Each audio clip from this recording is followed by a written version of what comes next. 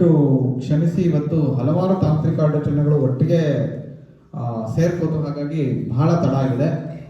ಈಗ ನಾವು ಕಾರ್ಯಕ್ರಮನ ಆರಂಭಿಸ್ತಾ ಇದ್ದೀವಿ. ಆದರೆ ನೆಟ್ವರ್ಕ್ ತೊಂದರೆಯಿಂದಾಗಿ ಇವತ್ತು ವಿಡಿಯೋನ ನಾವು ನೇರವಾಗಿ ಗೂಗಲ್ ಮೀಟಲ್ಲಿ ಕೊಡ್ತಾ ಇಲ್ಲ. ಆದರೆ ಬರೀ ಕೇಳಿಸ್ಕೊಳಕ್ಕೆ ಸಾಧ್ಯ ಆಗುತ್ತೆ ನಿಮಗೆ.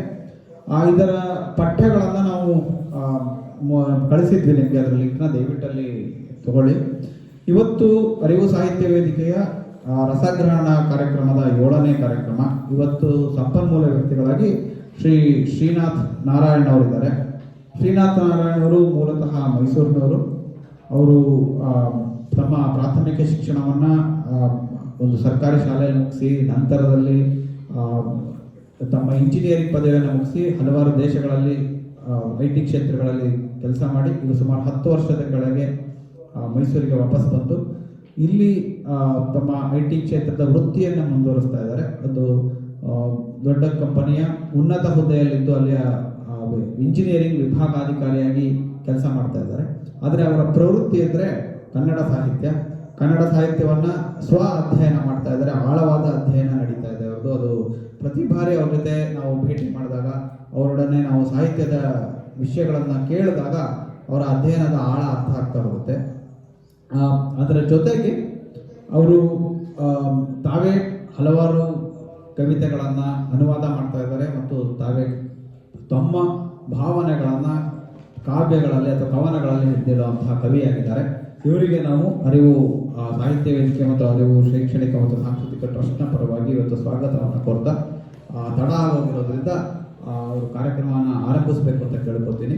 ಸುಮಾರು 1.25 ಗಂಟೆ ಅವರು ಏನು ಕಾವ್ಯದ ಬಗ್ಗೆ ಹೇಳ್ತಾರೆ, ಅದಾದಮೇಲೆ ಒಂದು ಸಂವಾದ ಅಂತ ಅಂದ್ಕೊಂಡಿದ್ವಿ. ಇವತ್ತು ಸಮಯದ ಅಭಾವ ಇದ್ರೂ ಸಮಯ ತಡ ಆಗಿದ್ರು ಕೂಡ ದಯವಿಟ್ಟು ಎಲ್ಲರೂ 1.25 ಗಂಟೆ ನಮ್ಮ ಜೊತೆ ಇರಬೇಕು ಅಂತ ನಾನು ಕಳಕಳಿಯಿಂದ ಮನವಿ ಮಾಡ್ಕೊತೀನಿ. ನಮಸ್ಕಾರ ಎಲ್ಲರಿಗೂ. ಜನಾರ್ದನ್ ಅವರು ಹೇಳಿದಾಗೆ ನಾನು ಸಾಫ್ಟ್ವೇರ್ ಇಂಜಿನಿಯರು. ಕನ್ನಡದಲ್ಲಿ ಯಾವ ಡಿಗ್ರಿನೂ ಸಂಸ್ಕೃತದಲ್ಲೂ ಏನೂ ಪಡೆದಿಲ್ಲ.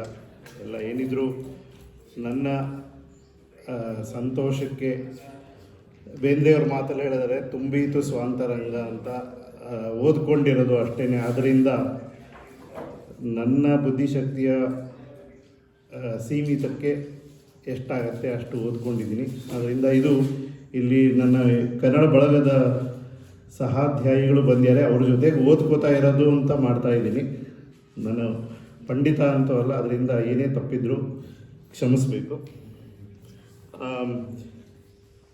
ಕಾಳಿದಾಸನದೇ ಮಾತು ತಗೊಂಡ್ರೆ ಪ್ರಾಂಶುಲಭ್ಯೆ ಫಲೇ ಲೋಭಾತ್ ಉದ್ಬಾಹುರಿವ ವಾಮನಃ ಅಂತ ತುಂಬ ಎತ್ತರವಾಗಿರೋರಿಗೆ ಎಟ್ಕುವಂಥ ಹಣ್ಣನ್ನು ಒಬ್ಬ ಕುಳ್ಳ ಹಾರಿ ಹಿಡಿಯೋಕ್ಕೆ ಪ್ರಯತ್ನ ಮಾಡ್ತಾ ಇದ್ರೆ ಹೇಗೆ ಸಿಗೋ ಕಷ್ಟವೋ ಹಾಗೆ ಅಂತ. ಅದು ನಿನ್ನೆ ಮಂಜುನಾಥ್ ಕೊಳ್ಳೇಗಾರವ್ರ ಜೊತೆ ಮಾತಾಡ್ತಾ ಇದ್ದೆ. ನೀವು ಇಬ್ಬರು ದೈತ್ಯರನ್ನು ಹಿಡಿದಿದ್ದೀರಾ, ಹೇಗೆ ಮಾಡ್ತೀರಾ ಅಂದರು. ಅವಾಗ ಇನ್ನೂ ಒಂದು ಮಾತು ಹೇಳಬೇಕು ಅಂದ್ಕೊಂಡೆ.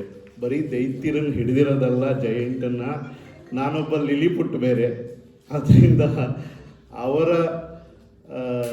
ಸಾಹಿತ್ಯದ ನಾಡಿನಲ್ಲಿರೋ ಮರ, ಹಣ್ಣು, ಹೂವು, ಎಲೆ, ರಸ ಇತ್ಯಾದಿಗಳೇನು ಒಂದು ಅಕ್ಷರನೂ ನನಗಿನ ಅರ್ಧ ಆಗ್ಬಿಡ್ತು, ಒಂದು ಸಣ್ಣ ಅಕ್ಷರನೂ ಅಂತ. ಅದನ್ನು ಹೇಳಿ ಆರಂಭ ಮಾಡೋಣ ಅಂತ. ಅದಕ್ಕೆ ಬೇಂದ್ರೆ ಅವರ ಮೇಘದೂತವನ್ನು ಓದ್ತಾ ಇರೋದ್ರಿಂದ ಇದು ಭಾಷಾನುವಾದ ಅಲ್ಲ, ಅಕ್ಷರಶಃ ಅನುವಾದ ಅಂತೂ ಅಲ್ಲವೇ ಅಲ್ಲ. ಯಾಕಂದರೆ ಅನೇಕ ದೊಡ್ಡವರು ತುಂಬ ಹೊಗಳಿದ್ದಾರೆ. ಇದನ್ನು ಪೂರ್ತಿಯಾಗಿ ಕಾಳಿದಾಸನ್ನು ಅರ್ಥ ಮಾಡಿಕೊಂಡು ಸಂಪೂರ್ಣವಾಗಿ ಆ ರಸಗ್ರಹಣ, ಭಾವಗ್ರಹಣ ಮಾಡಿ ಕನ್ನಡದ ರೀತಿಯಲ್ಲಿ ಮತ್ತೆ ಹುಟ್ಟಿಸಿದ್ದಾರೆ ಅಂತ. ಆದ್ದರಿಂದ ಇದು ಅನುವಾದ ಅಲ್ಲ ಆ ಲೆಕ್ಕಕ್ಕೆ. ಅದಕ್ಕಾಗಿ ಇದನ್ನು ತಗೊಂಡಿರೋದು. ಏನು ಓದ್ಬೋದು ನೀವು ಅಂತ ಕೇಳಿದ್ರು ಜನಾರ್ದನ್. ಆವಾಗ ಕನ್ನಡ ಮೇಘದೂತನ ಓದ್ಬೋದಪ್ಪ ಅಂತ ಅದನ್ನು ಮನಸ್ಸಲ್ಲಿ ಇಟ್ಕೊಂಡೇ ಹೇಳಿದೆ. ಇದು ತಾನೇ ನಿರ್ಮಾಣವಾಗಿರುವಂಥ ಕೃತಿ. ಮೂಲ ಒಂದು ಆಧಾರ ಇದೆ ಎಲ್ಲ ಕತೆಗೂ. ಈಗ ಒಬ್ಬರು ಶಾಕುಂತಲ ಬರೆದ್ರೆ ಅದು ಶಾಕುಂತಲ ಇನ್ನೆಲ್ಲೋ ಪುರಾಣದಲ್ಲಿ ಇತ್ತು. ಅದನ್ನು ತಗೊಂಡು ಹೇಗೆ ಕಾಳಿದಾಸ ತನ್ನದನ್ನಾಗಿ ಮಾಡಿಕೊಂಡ ಹಾಗೆ ಕಾಳಿದಾಸನ ಮೇಘದೂತನ ಬೇಂದ್ರೆಯವರು ತಮ್ಮದನ್ನಾಗಿ ಮಾಡ್ಕೊಂಡಿದ್ದಾರೆ ಅನ್ನೋ ದೃಷ್ಟಿನಲ್ಲಿ ಇದನ್ನು ಓದಬಹುದು, ಕನ್ನಡ ಸಾಹಿತ್ಯ ಅನ್ನಿಸ್ಕೊಳ್ಳುತ್ತೆ ಅಂತ. ಅವರೇ ಸೃಷ್ಟಿಸಿದ ಮೇಘ ರಗಳೆ, ಅದರ ಬಗ್ಗೆನೂ ಹೇಳ್ತೀನಿ. ಅದರಲ್ಲೇ ಅವ್ರ ಮೇಲೆ ಒಂದು ಪ್ರಾರ್ಥನೆ ಮಾಡಿ ಆರಂಭ ಮಾಡ್ತಿದ್ದೀನಿ. ಈಗ ದಾರಿಯಲ್ಲಿ ಬರ್ಕೊಂಡೆ ಈ ಪ್ರಾರ್ಥನೆನ. ಮೇಘರಗಳೇನಲ್ಲೇ ಇದೆ. ಬೇಂದ್ರೆ ಹೆಜ್ಜನೆ ನಿನ್ನ ಕಾವ್ಯದಾನಂದ ಸತ್ರವಿದೆಕೋ, ನಿನ್ನ ಭಾವದ ರಸ ಸರಸತಿಯ ಹಬ್ಬ ಉಂಟು ಇದಕ್ಕೋ, ನಿನ್ನ ಹಾಡುಗಳ ನಿನ್ನ ಪದ್ಯಗಳ ಚೆನ್ನ ಸಾರವಿದೆಕೋ, ಅದನ್ನೇ ಹಾಡುವೆವು ಅದನ್ನೇ ಹೊಗಳುವೆವೆ ಅದುವೇ ನಮನ ನೀಕೋ ಅಂತ. ಇದು ಅವ್ರದ್ದೇ ರಗಳೇನಲ್ಲಿ ಬರ್ತಿರೋದು. ಅವರಿಗೆ ಒಂದು ನಮನ. ಮುಂಚೆ ಹೇಳಿದಾಗೆ ಮೇಘದೂತ ಏಕೆ ಅನ್ನೋ ಒಂದು ಪ್ರಶ್ನೆ ಮೊದಲು, ಕನ್ನಡ ಮೇಘದೂತಕ್ಕೆ ಮುಂಚೆ. ಇದಕ್ಕೆ ಉತ್ತರ ಕೊಡೋದಕ್ಕೇ ಒಂದು ದಿನ ಆಗಿಬಿಡುತ್ತೆ. ಅದರಿಂದ ಉತ್ತರ ಹೇಳಕ್ಕೆ ಹೋಗಲ್ಲ. ದೊಡ್ಡವರು ಬೇಕಾದಷ್ಟು ಬರೆದಿದ್ದಾರೆ. 2,000 ವರ್ಷಕ್ಕಿಗೂ ಹೆಚ್ಚು ಇದ್ರ ಬಗ್ಗೆ ಮಾತಾಡಿದ್ದಾರೆ, ಇದನ್ನು ಕಾಪಿ ಮಾಡಿದ್ದಾರೆ, ಎಲ್ಲ ಮಾಡಿದ್ದಾರೆ. ಆದ್ದರಿಂದ ಮೇಘದೂತ ಅಧ್ಯಯನ ಮಾಡೋದು ಒಂಥರ ನಮಗೆ ರಾಮಾಯಣ, ಮಹಾಭಾರತ, ವಿಷ್ಣು ಸಹಸ್ರನಾಮ ಹೇಳಿದಾಗ, ಅದರಿಂದ ಏನು ಹೆಚ್ಚಿಗೆ ಹೇಳಕ್ಕೆ ಹೋಗಲ್ಲ. ಇನ್ನು ದ.ರಾ. ಬೇಂದ್ರೆಯವರು ವರಕವಿ, ಅನ್ವರ್ಥನಾಮ ಬಂದಿದೆ, ಜ್ಞಾನಪೀಠರು. ಅದರಿಂದ ಇವರ ಕಾವ್ಯದಲ್ಲಿ ಕನ್ನಡ ಬೇರೆ ರೀತಿ ಇದೆ. ಆಡು ಮಾತಿನ ಕನ್ನಡನ ಅಷ್ಟು ಸರಳವಾಗಿ ಒಂದು ತುಂಬ ಕಷ್ಟವಾದ ಕಾಳಿದಾಸನ ಲೈನನ್ನು ಹೇಗಪ್ಪ ಕನ್ನಡದಲ್ಲಿ ಹೇಳ್ತಾರೆ, ಸದ್ಯ ಸೀರೋತ್ಕರ್ಷಣ ಸುರಭಿ ಅಂತ ಹೇಳಿದ್ರೆ ಈ ಮಾತನ್ನು ಹೇಗಪ್ಪ ತರ್ತಾರೆ, ಆಗ್ತಾನೆ ಉತ್ತಿದ್ದು ಅಂದರೆ ತುಂಬ ಸರಳವಾಗಿ ತಂದುಬಿಡ್ತಾರೆ, ಆಡು ಮಾತಿನಲ್ಲಿ ತಂದುಬಿಡ್ತಾರೆ. ಆದ್ದರಿಂದ ಇದು ನಿಜವಾದ ಕನ್ನಡ. ಇದಕ್ಕೆ ಒಂದು ಕನ್ನಡ ಪಾಂಡಿತ್ಯ, ಸಂಸ್ಕೃತ ಪಾಂಡಿತ್ಯ ಅಲ್ಲದೆ ಕನ್ನಡ ಪಾಂಡಿತ್ಯ ಅನ್ನೋ ತುಂಬ ಚೆನ್ನಾಗಿರ್ಬೇಕು. ಕನ್ನಡ ತುಂಬ ಅರ್ಥ ಮಾಡ್ಕೊಂಡಿರಬೇಕು. ಇದು ಹೇಗಿದೆ ಅಂದರೆ, ನಾನು ಏನಿದ್ರು ಸ್ವಲ್ಪ ಸಿನಿಮಾ ಹುಚ್ಚು ಜಾಸ್ತಿ. ಅದರಿಂದ ಸಿನಿಮಾಗೆ ಎಲ್ಲದಕ್ಕೂ ಹೋಲಿಸ್ಕೋತೀನಿ, ಇದು ಹೇಗಿರ್ಬೋದು ಅದು ಹೇಗಿರ್ಬೋದು ಅಂತ. ಒಂದು ಹಳೆಯ ಕೆ. ಬಾಲಚಂದರ್ ಅವರು ಎಲ್ಲರಿಗೂ ಪರಿಚಯ ಇದ್ದಾರೆ ಅಂದ್ಕೊಂಡಿದ್ದೀನಿ. ಸಾಮಾನ್ಯ ಕನ್ನಡದವ್ರಿಗೆ ಕೆ. ಬಾಲಚಂದರ್ ಪರಿಚಯ ಇರ್ತಾರೆ, ತಮಿಳವರಾದ್ರೂ. ಒಂದು ಹಳೆ Kannada black and white cinema ಇತ್ತು, ಇರುಕ್ಕೋಡುಗಳು ಅಂತ. ಅದನ್ನು ಕನ್ನಡದಲ್ಲಿ ಮತ್ತೆ ಮಾಡೋರು, 2 ರೇಖೆಗಳು ಅಂತ. ಅದು ತುಂಬ ಚೆನ್ನಾಗಿದೆ. 2 ಸಿನಿಮಾನು ತುಂಬ ಚೆನ್ನಾಗಿದೆ. ಆದರೆ ಅದು ಭಾಷಾಂತರ, ಅಕ್ಷರಶಃ ಭಾಷಾಂತರ ಅಂತಲೇ ಹೇಳಬೇಕು. ಯಾಕೆಂದರೆ ಅದರಲ್ಲಿ ಒಂದು ಡೈಲಾಗ್ ಇದೆ. ಅದರಲ್ಲಿ ಅವರು ಐ ಥಿಂಕ್ ಇವರು ಮಾಡಿರೋದ್ರಲ್ಲಿ ಸಾಹುಕಾರ ಜಾನಕಿ ಮಾಡಿದ್ದಾರೆ ಅಂತ ನೆನಪು. ಅವರು ಒಂದು ಡೈಲಾಗ್ ಹೊಡಿತಾರೆ, ಅದರಲ್ಲಿ ಒಂದು ಮಾತಾಡ್ತಾರೆ, ನಾನು ಇಪ್ಪೋ ಫೈಲ್ ಪತ್ತಿ ಸೊನ್ನೆ ಲೈಫ್ ಪತ್ತಿ ಸೊನ್ನೆ ಅಂತ. ಇದು 73ನೇ ಇಸ್ವಿ ಸಿನಿಮಾನು. ಅದನ್ನು ಮತ್ತೆ 86ರಲ್ಲೋ 84ರಲ್ಲೋ ಕನ್ನಡದಲ್ಲಿ ಮಾಡಿದ್ರಲ್ಲಿ ಅದೇ ಮಾತನ್ನು ಸರಿತಾ ಅವರು, ನಾನು ಇದನ್ನು ಫೈಲ್ ಬಗ್ಗೆ ಹೇಳ್ತಾ ಇಲ್ಲ, ಲೈಫ್ ಬಗ್ಗೆ ಹೇಳ್ತಾ ಇದ್ದೀನಿ ಅಂತ. ಅದು ಭಾಷಾಂತರ ಅಕ್ಷರಶಃ. ಆದರೆ ಒಂದು ಜೇನ್ ಆಸ್ಟಿನ್ನ ಒಂದು ತುಂಬ ಚೆನ್ನಾಗಿರೋ ಕಾದಂಬರಿ ಇದೆ. ಕಾದಂಬರಿ ಮೂಲ ಓದಿಲ್ಲ ನಾನು, ಸೆನ್ಸ್ ಆ್ಯಂಡ್ ಸೆನ್ಸಿಬಿಲಿಟಿ ಅಂತ. ಅದರ ಆಂಗ್ಲ ತುಂಬ ಚೆನ್ನಾಗಿದೆ. ಹ್ಯೂ ಗ್ರ್ಯಾಂಟು, ಎಮಾ ಥಾಮ್ಸನ್ ಎಲ್ಲ ಮಾಡಿದ್ದಾರೆ. ನಮ್ಮ ಕೇಟ್ ವಿನ್ಸ್ಲೆಟ್, ಟೈಟಾನಿಕ್ ಕೇಟ್ ವಿನ್ಸ್ಲೆಟ್ ಅವ್ರು ಮಾಡಿದ್ದಾರೆ. ತುಂಬ ಚೆನ್ನಾಗಿದೆ ಅದು. ಆ್ಯಲನ್ ರಿಕ್ಮನ್ ಇದ್ದಾರೆ. ಹ್ಯಾರಿ ಪಾಟರ್ ಸಿನಿಮಾಗಳು ಬರ್ತಾ ಇದೆಯಲ್ಲ ಈಗ, ತುಂಬ ಚೆನ್ನಾಗಿದೆ ಅದು, ಸೆನ್ಸ್ ಆ್ಯಂಡ್ ಸೆನ್ಸಿಬಿಲಿಟಿ ಅಂತ. ಆದರೆ ಅದು 19ನೇ ಶತಮಾನದ್ದು ಬಾತ್ ಆ ಕಡೆ ಹಳ್ಳಿಗಳು, ಇಂಗ್ಲೆಂಡಿನ ಹಳ್ಳಿಗಳಲ್ಲಿ ನಡೆದಿರೋ ಕತೆ. ಅಲ್ಲಿ ಸಾಹುಕಾರರು ಬಡವರು ಹೇಗಿದ್ದರು, ಹೆಣ್ಮಕ್ಳು ಮದುವೆಗೆ ಎಷ್ಟು ಕಷ್ಟ ಅನ್ನೋ ಎಲ್ಲ ತಾಪತ್ರಯಗಳನ್ನು ಇಟ್ಟುಕೊಂಡು ಮಾಡಿರೋ ಅಂದಿನ ಕತೆ. ಅದನ್ನು ಅತ್ಯಂತ ಚೆನ್ನಾಗಿ ತಮಿಳಿನಲ್ಲಿ ಕಂಡುಕೊಂಡೇನು ಅಂತ ಮಾಡಿದ್ದಾರೆ. ಅದು ಈಗ ಮಾಡಿರೋದು ಒಂದು 15 ವರ್ಷ ಆಗಿರ್ಬೋದು ಬಂದು, ಅಥವಾ 20 ವರ್ಷ ಆಗಿರ್ಬೋದು ಸುಮಾರು. ಇಂದಿನ ತಮಿಳುನಾಡಿನ ಜೀವನದಲ್ಲಿ ಅದೇ ಕಥೆಯನ್ನು ಮತ್ತೆ ಮಾಡಿದ್ದಾರೆ, ಅದೇ ಭಾವ ರಸನ ಮತ್ತೆ ತಂದಿದ್ದಾರೆ. ತುಂಬ ಚೆನ್ನಾಗಿದೆ. ಹಾಡುಗಳು ತುಂಬ ಚೆನ್ನಾಗಿದೆ, ಫೋಟೋಗ್ರಫಿ ಎಲ್ಲ, ಸಿನಿಮಾಟೋಗ್ರಫಿ ಎಲ್ಲ ತುಂಬ ಚೆನ್ನಾಗಿದೆ, ಡೈಲಾಗ್ಸ್ ತುಂಬ ಚೆನ್ನಾಗಿದೆ. ನನಗೆ ಈ ಥರದ್ದೇ ಹೊಳೆಯೋದು ಸಾಮಾನ್ಯ.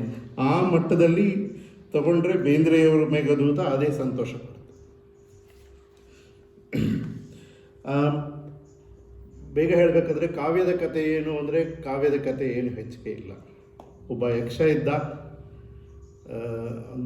ಪೂರ್ತಿಯಾಗಿ ದೇವರು ಅಲ್ಲ, ಪೂರ್ತಿಯಾಗಿ ಮಾನವನು ಅಲ್ಲ, ಶಕ್ತಿಗಳಿದೆ ಆ ಥರದವನು. ಯಕ್ಷ ಕಿನ್ನರು ಎಲ್ಲರೂ ಅಲಕಾ ನಗರದಲ್ಲಿರೋರು. ಅದು ಕೈಲಾಸ ಪರ್ವತದ ಪಕ್ಕ ಇದೆ. ಕುಬೇರ ಅದಕ್ಕೆ ರಾಜ. ಅಲ್ಲಿದ್ದ ಎಲ್ಲ ಇದೆ ಅವರಿಗೆ. ಕಾಮಧೇನು ಇದೆ, ಕಲ್ಪವೃಕ್ಷ ಇದೆ, ಏನೇನು ಕೇಳ್ತೀರಾ ಎಲ್ಲ ಇದೆ. ಚಿಂತಾಮಣಿ ಇದೆ, ಎಲ್ಲ ಇದೆ. ಏನು ಕೇಳ್ತೀರಾ ಅದು ಸಿಗುತ್ತೆ. ಅಲ್ಲಿ ಯಾವ ಸೀಸನ್ ಬೇಕಾದರೂ ಯಾವಾಗ ಬೇಕಾದರೂ ಬರುತ್ತೆ, ಏನೂ ತೊಂದರೆ ಇಲ್ಲ. ಮಳೆ ಬೇಕು ಅಂದರೆ ಮಳೆ ಬರುತ್ತೆ, ಬಿಸಿಲು ಬೇಕು ಅಂದರೆ ಬಿಸಿಲು ಬರುತ್ತೆ. ಆದರೆ ಇವರೆಲ್ಲರೂ ತ್ರಿದಶರು, ಅಂದರೆ ಅವರಿಗೆ ಬಾಲ್ಯ ಇದೆ, ವೃದ್ಧಾಪ್ಯ ಇಲ್ಲ, 4ನೇದು ಒಂದಿಲ್ಲ. ಆದ್ದರಿಂದ ಯೌವನ ಇದೆ, ಅಲ್ಲಿಗೆ ನಿಂತು ಹೋಗ್ಬಿಡುತ್ತೆ ಅವ್ರಿಗೆ. 30 ವರ್ಷಕ್ಕೋ ಏನೋ ಅಲ್ಲಿಂದ ಮುಂದಕ್ಕೆ ದೊಡ್ಡವರಾಗಲ್ಲ ಈ ದೇವತೆಗಳು ಅಷ್ಟೇ.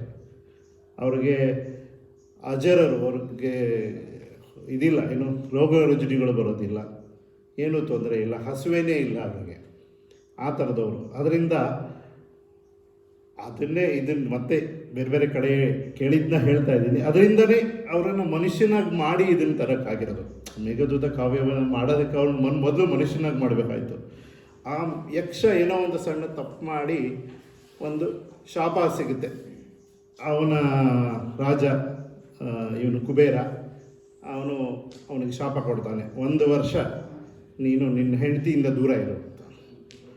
ಬರೀ ದೂರ ಇರೋದಲ್ಲ, ಅವನಿಗೆ ಅವನ ಏನೇನು ಶಕ್ತಿಗಳಿತ್ತು, ಮಾಯೆ ಆಗೋದು ಅಥವಾ ಎಲ್ಲಿಂದ ಎಲ್ಲಿಗೆ ಬೇಕಾದರೂ ಹೋಗ್ಬೋದು, ಮನಸ್ಸು ಮಾಡೋದ ಕಡೆಗೆ, ಆ ಥರ ಎಲ್ಲ ಶಕ್ತಿಗಳು ಹೋಗಿ ಒಬ್ಬ ಸಾಮಾನ್ಯ ಮನುಷ್ಯನಂತೆ ಆಗಿ 1 ವರ್ಷ ದೂರ ಇರಬೇಕು ಅಂತ. ಆ 1 ವರ್ಷ ದೂರ ಇರೋದಕ್ಕೆ ಅವನು ಅಲಕೆ ಅನ್ನೋದು ಅಲ್ಲಿ ಹಿಮಾಲಯದ ಹತ್ರ ಇದೆ, ಮಾನಸರೋವರದ ಹತ್ರ ಅಲ್ಲೆಲ್ಲೋ ಇದೆ, ಕೈಲಾಸ ಪರ್ವತದ ಪಕ್ಕ. ಇಲ್ಲಿ ಸುಮಾರು ಮಧ್ಯಪ್ರದೇಶದ ಹತ್ರ ಒಂದು ರಾಮಗಿರಿ ಅನ್ನೋ ಒಂದು ಜಾಗದಲ್ಲಿ 1 ವರ್ಷ ಕಳೆದ ಅಂತ. ಅವನ ವಿರಹ, ತುಂಬ ಪ್ರೀತಿ ಹೆಂಡತಿ ಮೇಲೆ, ತುಂಬ ಅನ್ಯೋನ್ಯವಾಗಿದ್ದವರು. ಆ ವಿರಹದಿಂದ ಅವನು ನರಳಿ ಒಂದು ಏನು ಮಾಡೋಕ್ಕೆ ತೋಚದೇನೆ ಒಂದು ಮೋಡವನ್ನು ನೋಡಿದಾಗ, ಅಯ್ಯ ಮೋಡ, ನೀನು ಹೋಗ್ತಾ ಇದೀಯಾ, ನನ್ನ ಹೆಂಡತಿಗೆ ವಿಷಯ ಹೇಳ್ತೀಯ, ನನ್ನ ವಿಷಯ ಆರಾಮಾಗಿದ್ದೀನಿ, ಇನ್ನೂ 4 ತಿಂಗಳಿದೆ, ಬಂದುಬಿಡ್ತೀನಿ, ಇನ್ನೇನು ತೊಂದರೆ ಆಗಿಲ್ಲ, ಆರಾಮಾಗಿದ್ದೀನಿ ಅಂತ ಹೇಳು. ಇಲ್ಲಾಂದರೆ ಅವಳು ನನ್ನ ವಿರಹದಲ್ಲಿ ಸತ್ಗಿತ್ತು ಹೋದಾಳು ಅಂತ ಹೇಳಬೇಕು. ಅಷ್ಟೇ ಕತೆ. ಅವನು ಇಡೀ ಮೇಘದೂತನೇ ಮೊದಲು ಒಂದು 5-6 ಪದ್ಯಗಳು ಕವಿಯ ಮಾತು, ಈ ಸಂದರ್ಭವನ್ನು ಹೇಳೋದಕ್ಕೆ, ಕಾಂಟೆಕ್ಸ್ಟನ್ನು ಹೇಳೋದಕ್ಕೆ. ಅದಾದಮೇಲೆ ಇಡೀ ಮೇಘದೂತ ಇವನ ಸಂದೇಶ ಏನು ಹೇಳಬೇಕು ಅಂತ. ಅದಕ್ಕೆ ಮುಂಚೆ ಅವನು ಅಲ್ಲಿಂದ ಸುಮಾರು ಮಧ್ಯಪ್ರದೇಶ್ ರಾಮ್ಟೇಕ್ ಅನ್ನೋ ಜಾಗದಿಂದ ಹಿಡಿದು ಅಲಕೆಗೆ, ಮಾನಸ ಸರೋವರಕ್ಕೆ ಹೇಗೆ ಹೋಗೋದು ಅಂತ, ಅದು ಮೋಡಗಳು ಚಲಿಸೋ ದಾರಿನಲ್ಲೇ ಹೇಳಿದ್ದಾನೆ.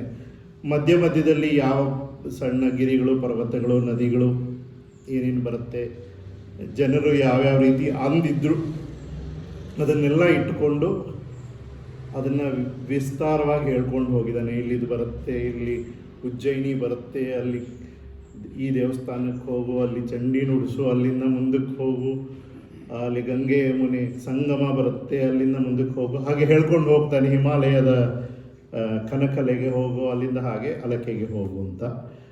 ಅಲ್ಲಿ ತಲುಪೋವರೆಗ ಅಲಕೆ ಬಾಗಿಲ ಹತ್ತಿರದವರೆಗ ಪೂರ್ವ ಮೇಘ ಅಂತಾರೆ. ಈ ಕನ್ನಡ ಮೇಘದೂತದಲ್ಲಿ ಸುಮಾರು 62 ಪದ್ಯಗಳಿದೆ.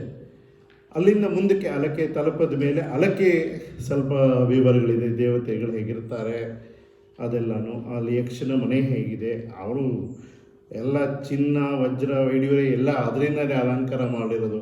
ಒಂದು ನವಿಲು ಬಂದು ಕೂತ್ಕೊಳ್ಳೋದಕ್ಕೆ ಸರಪಳಿಗಳು, ಇನ್ನೂ ಚಿನ್ನದ ಸರಪಳಿ, ಇದು ಕಂಬಿಗಳಿರುತ್ತೆ, ಕಂಬಿಗಳ ಮನೆ ಹಿಂದೆ ಅವರು ಬೆಳೆದಿರೋ ನವಿಲುಗಳು ಬಂದು ಕೂತ್ಕೊಳ್ಳೋದಕ್ಕೆ, ಆಟ ಆಡೋದಕ್ಕೆ ಬಂದು ಕೂತ್ಕೊಳ್ಳೋದಕ್ಕೆ ಅವ್ರ ಮನೆ ಹಿಂದೆ ಅದೆಲ್ಲ ಚಿನ್ನದ ಕಂಬಿಗಳಲ್ಲಿ ಚೆನ್ನಾಗಿ ನಾವು ಹೇಗೆ ಒಂದು ಫ್ಯಾಬ್ರಿಕೇಟ್ ಮಾಡ್ಕೊಂಡಿರ್ತೀವಿ ಕಬ್ಬಿಣದಲ್ಲಿ, ಅದನ್ನು ಅವ್ರು ಚಿನ್ನದಲ್ಲಿ ಮಾಡ್ಕೊಂಡಿರ್ತಾರೆ ಅಂತ.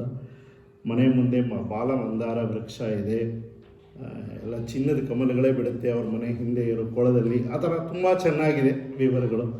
ಅದೊಂದಷ್ಟು ವಿವರ ಕೊಡ್ತಾನೆ. ಅವ್ರ ಮನೆ ಬಾಗಿಲು ಹೇಗಿದೆ, ಆಮೇಲೆ ಅವನ ಹೆಂಡತಿ ಹೇಗಿರ್ತಾಳೆ, ಹೇಗೆ ಕಾಯ್ತಾ ಇದ್ದಾಳೆ, ಅವಳು ಯಾವ ಥರದವಳು, ಎಷ್ಟು ಸುಂದರವಾಗಿದ್ದಾಳೆ, ಅವಳ ಸ್ವಭಾವ ಏನು, ಹಾಡು ಹೇಳ್ತಾಳೆ, ವೀಣೆ ನುಡಿಸೋ ಪ್ರಯತ್ನ ಮಾಡ್ತಾಳೆ, ವಿರಹದಲ್ಲಿ ಅದು ಬಿಟ್ಟು ಹೋಗುತ್ತೆ, ಅದೆಲ್ಲನೂ ಹೇಳ್ತಾನೆ.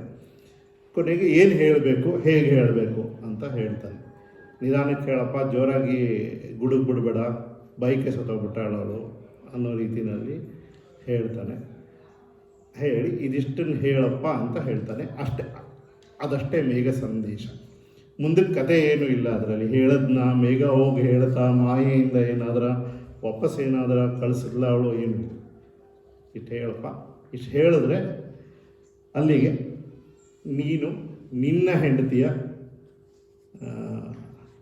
ನಿನಗೆ ಪ್ರೀತಿಯಾದ ಮಿಂಚಿನಿಂದ ಯಾವತ್ತೂ ಬೇರೆ ಆಗೋದಿಲ್ಲ ಅಂತ ಹೇಳಿ ಮುಗಿಸ್ತಾನೆ.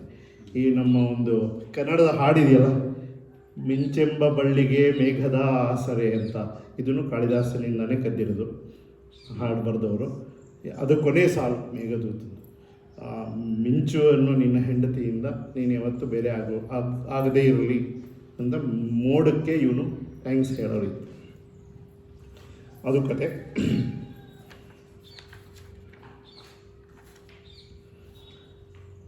ಮತ್ತು ಒಂದು 2 ನಿಮಿಷ ಆ ಛಂದಸ್ಸುಗಳ ಬಗ್ಗೆ ಹೇಳ್ಬಿಡ್ತೀನಿ, ಯಾಕೆಂದರೆ ಪದ್ಯ ಓದ್ತಾ ಇದ್ದೀವಿ. ಅದರಿಂದ ಇದನ್ನು ಸಂಸ್ಕೃತದಲ್ಲಿ ಅತ್ಯಂತ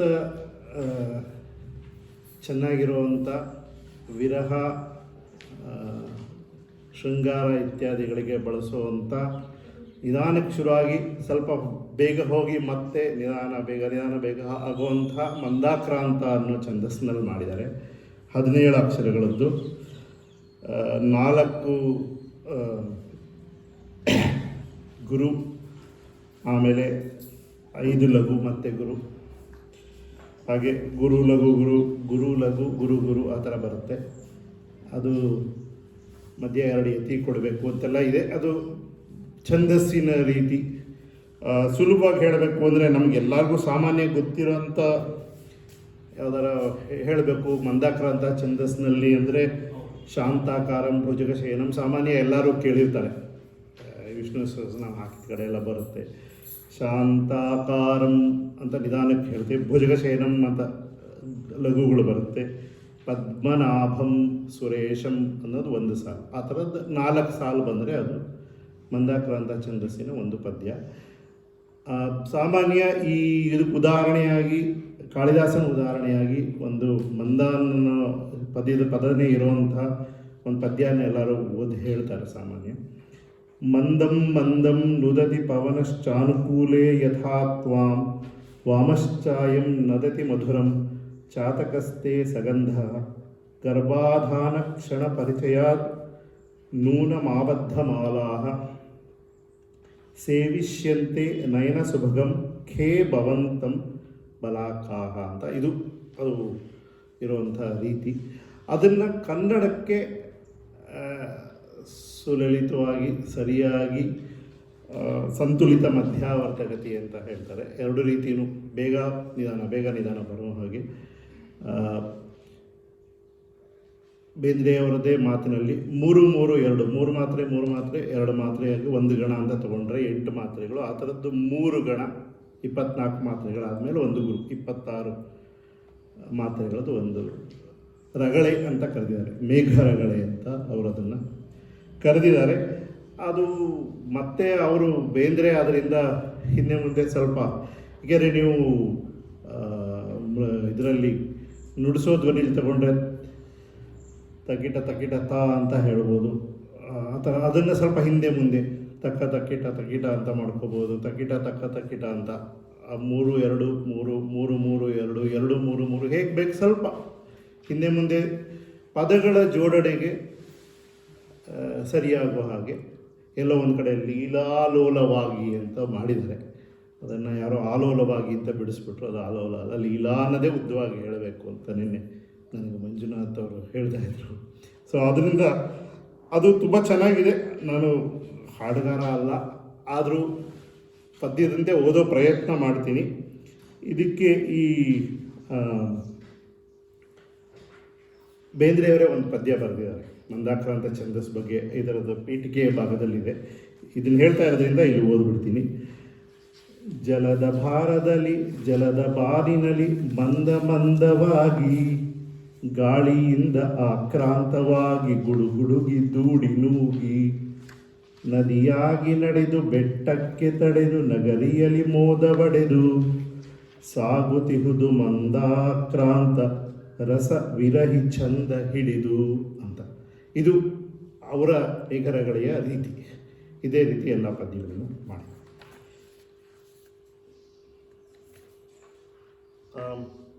ಸುಮಾರು ಒಂದು 24 ಪದ್ಯ ಏನೋ ಬರೆದಿದ್ದಾರೆ ಮಧ್ಯದಲ್ಲಿ. ಪೀಠಿಕೆಯಾಗಿಯೇ 24 ಪದ್ಯ ಬರೆದಿದ್ದಾರೆ.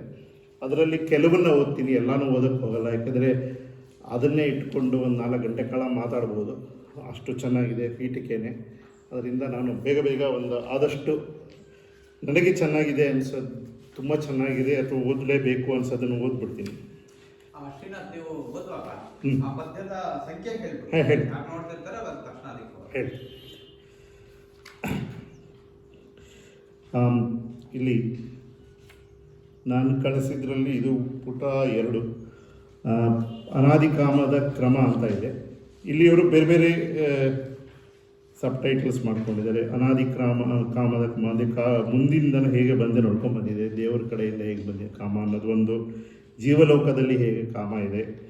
ಕಾಮ ಅಂದರೆ ಲಸ್ಟ್ ಅಂತಲ್ಲ, ಮೂಲ ಅರ್ಥ ತುಂಬ ದೊಡ್ಡದು ಕಾಮ ಅನ್ನೋದು. ಇದರಿಂದ ಭೂಮಿಯ ಕಾಮ, ಯಕ್ಷಿಯರ ಕಾಮ, ಯಕ್ಷನ ಮೇಘ, ಕವಿಯ ಮೇಘ, ಕವಿ ಕಾಳಿದಾಸ ಅಂತ ಇಷ್ಟು ಬರೆದಿದ್ದಾರೆ ಬೇರೆ ಬೇರೆಯಾಗಿ ಪೀಠಿಕೆ ರೂಪದಲ್ಲಿ. ಮುಂದೆ ಮಂದಾಕ್ರಾಂತ, ಬೇರೆ ಬೇರೆ ದೂತ ಕಾವ್ಯಗಳು ಹೇಗಿದ್ದಾರೆ. ಇಲ್ಲಿ 2ನೇದನ್ನು ಓದ್ತಾ ಇದ್ದೀನಿ. ಮೊದಲನೇದ್ರಲ್ಲಿ ಒಂದು ಪ್ರಶ್ನೆ ಬರ್ಬೋದು ಎಲ್ಲರಿಗೂ, ಶತರೂಪೆ ಅಂದರೆ ಶತರೂಪೆ ಅಂತ ಬಳಸಿದ್ದಾರೆ. ಬ್ರಹ್ಮ ಮುಂಚೆ ಆಡಮ್ಮ ಆ್ಯಂಡ್ ಈವ್ ಇದ್ದಂಗೆ ಶತರೂಪೆ ಅನ್ನೋನು ಮೊದಲು ಮಾಡಿದ್ರಂತೆ.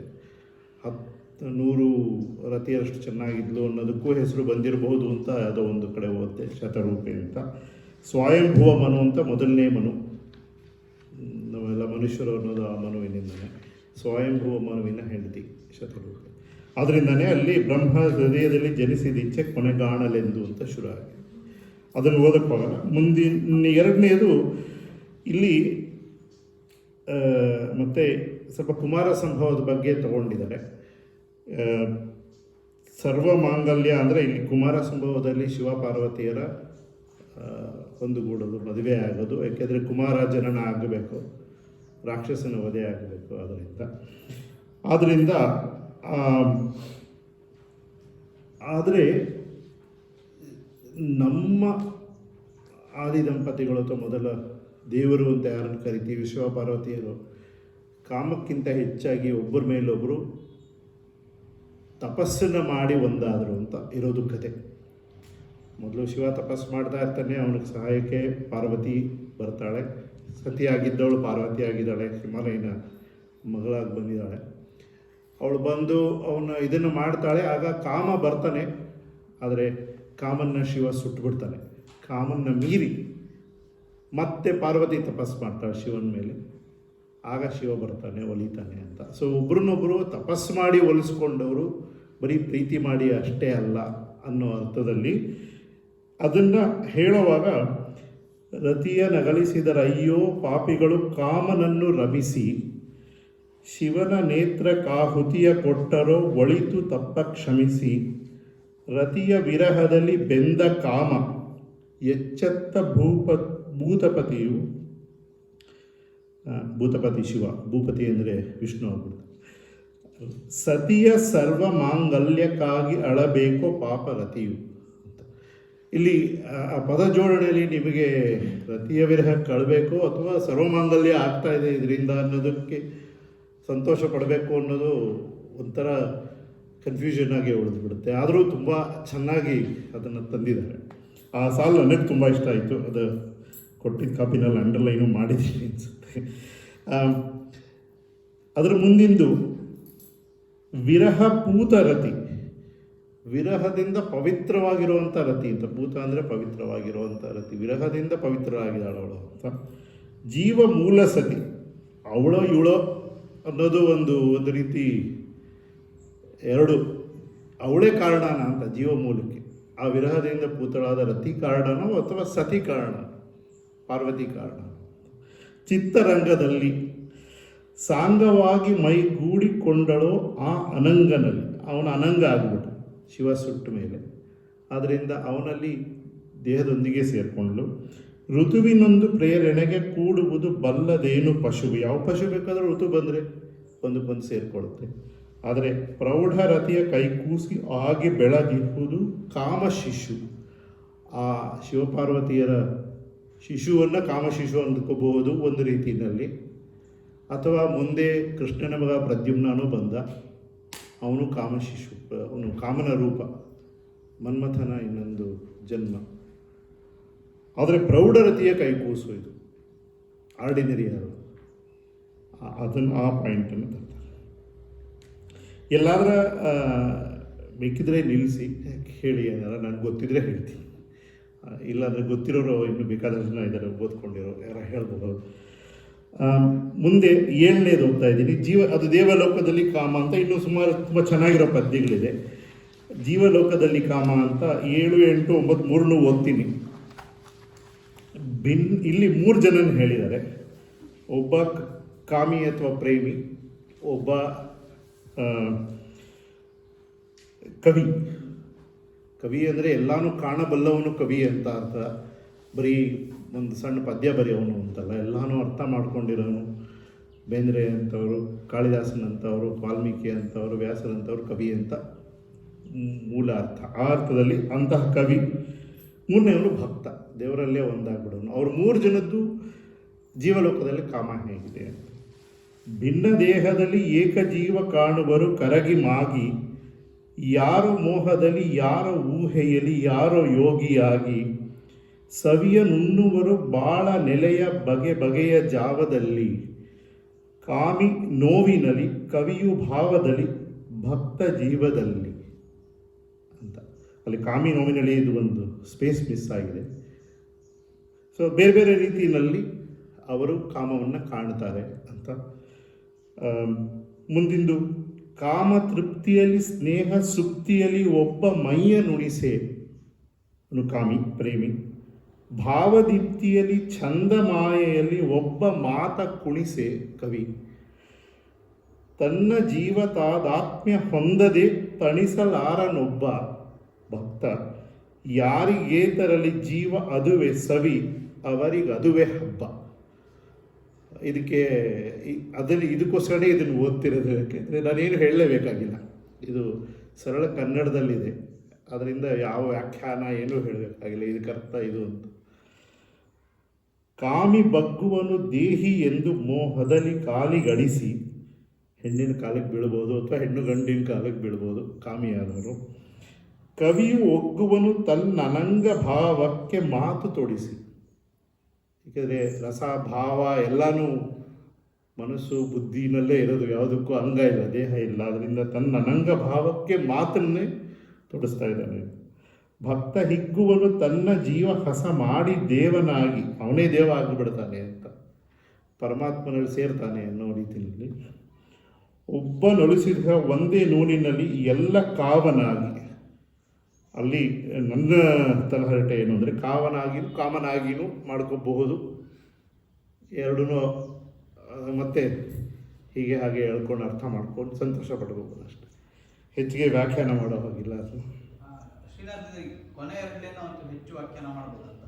ತನ್ನ ಜೀವ ಹಸ ಮಾಡಿ ದೇವನಾಗಿದ್ದ, ಮತ್ತೆ ಒಬ್ಬನೊಲಿಸುತ್ತೀಗ ಒಂದೇ ನೂಲಿನಲ್ಲಿ, ಒಬ್ಬನೇ ಒಲಿಸ್ತಾ ಇರೋದು ಅನ್ನೋ ರೀತಿಯಲ್ಲಿ ತಗೋಬಹುದು. ಅಂದರೆ ಈಗ ದೇವರೇ ಒಲಿಸ್ತಾ ಇರೋದೆಲ್ಲಾನು ಅಂತ, ಅವನೇ ಕಾವನಾಗಿ, ಅವನೇ ಕಾಯವನಾಗಿ ಎಲ್ಲನೂ ಅವನೇ ಮಾಡ್ತಾ ಇರೋದು. ಆದರೆ ಒಬ್ಬೊಬ್ರಿಗೂ ಒಂದೊಂದು ಥರ ಕಾಣಿಸ್ತಾ ಇದೆ ಅಂತ. ನೀವು ಯಾರೋ ಅದು ನಿಮಗೆ ಕಾಣುತ್ತೆ. ನೀವು ಕಾಮಿನೇ, ನೀವು ಕವಿನೇ, ಭಕ್ತನೇ ಅಂತ. ದೇವಸ್ಥಾನಕ್ಕೆ ಹೋಗ್ತಾ ಇದ್ದಾರೆ ಅಂದರೆ ಅವ್ರನ್ನೂ ತಪ್ಪು ಹೇಳೋ ಹಾಗಿಲ್ಲ. ಅವರು ಭಕ್ತರು, ಅಲ್ಲೇ ಕಾಣ್ತಾರೆ ದೇವರನ್ನು, ಅಲ್ಲೇ ಎಲ್ಲ ಕಾಣ್ತಾ ಇದ್ದಾರೆ. ಅವ್ರು ಏನು ತೊಂದರೆ ಇಲ್ಲ, ಅವ್ರಿಗೆ ತೀರ್ಥದಲ್ಲೇ ಎಲ್ಲ ಸಿಗುತ್ತೆ ಅಂದರೆ ನಾವೇನು ತಪ್ಪು ಹೇಳೋಗಿಲ್ಲ. ಕೆಲವ್ರಿಗೆ ಬೇರೆ ತೀರ್ಥದಲ್ಲೂ ಸಿಗುವುದು. ಅದರಿಂದ ಅದಕ್ಕಿಂತ ಹೆಚ್ಚು ವ್ಯಾಖ್ಯಾನ ಏನಿಲ್ಲ ಅಲ್ಲ, ಅಷ್ಟೇ ಇದೆ ನನಗೆ ತೋಚಿದ್ದು. ಯಾಕೆಂದರೆ ಎಲ್ಲ ಒಂದೊಂದಕ್ಕೂ ತುಂಬ ದೊಡ್ಡ ದ್ವಂದ್ವಾರ್ಥಗಳು, ಜಾಸ್ತಿ ಅರ್ಥಗಳು ಹೇಳ್ಕೊಂಡು ಹೋಗ್ಬೋದು ಹುಡುಕಿದ್ರೆ. ಯಾಕೆಂದರೆ ಎಲ್ಲ ಒಂದೊಂದಕ್ಕೊಂದಕ್ಕೆ ಉಪಮೆಗಳು ಇದ್ದೇ ಇರುತ್ತೆ ಇನ್ನೆಲ್ಲಾರ ಹುಡುಕಿದ್ರೆ. ಬಟ್ ಇಷ್ಟು ಅರ್ಥ ಮಾಡ್ಕೊಂಡು ಮುಂದಕ್ಕೆ ಹೋಗ್ಬಹುದೇನೋ ಅಂತ ಅಷ್ಟೇ ನನ್ನ ಇದು. ಭೂಮಿಯ ಕಾಮ ಅದು ಜೀವಲೋಕದಲ್ಲಿ ಕಾಮ, ಇದು ಭೂಮಿಯ ಕಾಮ. ಮಣ್ಣು ಹೆಣ್ಣು ಬಾ ನೊಡೆಯನಿಂದ ಅಗಲಿಹಳ ಅನಾದಿಯಿಂದ. ಇದು ಮಣ್ಣು ಹೆಣ್ಣು ಅಂದರೆ ಭೂಮಿ ಅಂತ. ಇದು ಮುಖ್ಯ. ಈ ಪದ್ಯ ಮುಂದೆ ಮತ್ತೆ ಮತ್ತೆ ಬಳಸ್ತಾರೆ ಎಲ್ಲ ಕಡೆಯೂ. ಯಾಕೆಂದರೆ ಯಾತಕ್ಕೆ ಈ ಪದ್ಯ ಏನಕ್ಕೆ ಮುಖ್ಯ ಅಂದರೆ, ಮೇಘದೂತದಲ್ಲಿ ಪೂರ್ತಿ ಎಲ್ಲ ಕಡೆಯೂ ಮೇಘ ಮೇಲಿದೆ, ಭೂಮಿ ಕೆಳಗಿದೆ, ಅದು ಸೇರೋದೇ ಕಷ್ಟ ಅಂತ ಆ ರೀತಿ ಬಳಸಿದ್ದಾರೆ. ಅಲ್ಲಿಂದ ಇಲ್ಲಿಗೆ ರಸ ಸುರಿಯುತ್ತೆ, ಭೂಮಿಯಿಂದ ನದಿಗಳಿಂದ ಮತ್ತೆ ಮೇಲಕ್ಕೆ ನೀರು ಹೋಗುತ್ತೆ ಅಂತ. ಅದು ಆ ಇಂಟರ್ಚೇಂಜೇ ಪ್ರೀತಿ ಕಾಮ ಪ್ರೇಮ ಅನ್ನೋ ರೀತಿಯಲ್ಲಿ ಇದನ್ನ ಹೇಳಿದ್ದಾರೆ. ಅದರಿಂದ ಇದು ಮುಖ್ಯ. ಮಣ್ಣು ಹೆಣ್ಣು ಬಾ ನೊಡೆಯನಿಂದ ಅಗಲಿಹಳ ಅನಾದಿಯಿಂದ, ಅನಾದಿ ಅಂದರೆ ಮೊದಲಿನಿಂದನು, ವಿರಹ ಬವಣಿಯಲ್ಲಿ ತಿರುಗುವಳು ಹೊತ್ತು ಸುತ್ತಿನಿಂದ. ಬವಣಿ ಅನ್ನೋದು ಬವಣಿ ಅಂತ ಉತ್ತರ ಕರ್ನಾಟಕದ ಭಾಷೆಯಲ್ಲಿ. ವಿರಹ ಬವಣಿಯಲ್ಲಿ ತಿರುಗುವಳು, ತಿರುಗ್ತಾ ಇದ್ದಾಳೆ ಅಂತ, ಭೂಮಿ ತಿರುಗ್ತಾ ಇದ್ದಾಳೆ ಅಂತ. ಹೊತ್ತು ಸುತ್ತಿನಿಂದ ಕಣ್ಣ ನೀರು ಕಡಲಾಗಿ ಕಾದು ಉಗಿಯಾಗಿ ಮೋಡವಾಗಿ. ಅವಳು ಕಣ್ಣೀರೇ ಕಡಲಾಗಿರಬಹುದು, ಅದು ಉಗಿಯಾಗಿ ಮೋಡ ಆಗಿದೆ. ಎದೆಗೆ ಉದುರೆ ಬಾನಿಂದ ನವಿರುವಳು ಹೃದಯ ಹಚ್ಚನಾಗಿ. ಅವಳು ಮೇಲಿಂದ ಮಳೆ ಬಂದರೆ ಅವಳು ಹಸಿರಾಗ್ತಾಳೆ, ಸಂತೋಷ ಪಡ್ತಾಳೆ. 12ನೇದು ಓದ್ತಾ ಇದ್ದೀನಿ. ಮೈಯ ಮಲೆಯ ತಲೆಯಲ್ಲಿ ಎಲ್ಲಿ ಅಸರಂತ ದೇವಲೀಲೆ, ಬೈತಲಂತೆ ಮಿಂಚಾಡಿ ನಡುವೆ ಹೆಳಲಾಗೆ ಮೇಘಮಾಲೆ, ವಿಂಧ್ಯ ಶಿಖರದಲ್ಲೇ ಯಕ್ಷ ಚಿತ್ತ ಅಲಕೆಯನ್ನು ಚಿತ್ರಿಸಿಹುದು, ದೇವ ಜಾತಿ ಕೆಳಗಿಳಿದರೇನು ಅದು ಬಾನ ಹತ್ತಿರಿಹುದು. ಅಂದರೆ ಇವನು ಅಸರಂತ ಅಂದರೆ ಅಶ್ರಾಂತ ಅಂತ, ನಿರಂತರ ಅಂತ, ಹೆಳಲು ಅಂದರೆ ಜಡೆ ಅಂತ. ಇವನು ವಿಂಧ್ಯ ಶಿಖರದಲ್ಲೇ ಬಂದಿರಬಹುದು, ಆದರೂ ಅವನು ಅದಕ್ಕೆಯನ್ನು ಮೋಡವನ್ನೇ ಯೋಚನೆ ಮಾಡ್ತಾ ಇದ್ದಾನೆ ಅನ್ನೋ ಅರ್ಥದಲ್ಲಿ ಇದನ್ನು ಹೇಳಿದೆ. ಅದರ ಎಕ್ಸ್ಪ್ಲನೇಷನ್ ಥರ ಇದೆ, ಯಾಕೆ ಅಂತ, ಯಾಕೆ ಮೋಡ ಅಂತ. ಯಕ್ಷನ ಮೇಘ 15ನೇದು.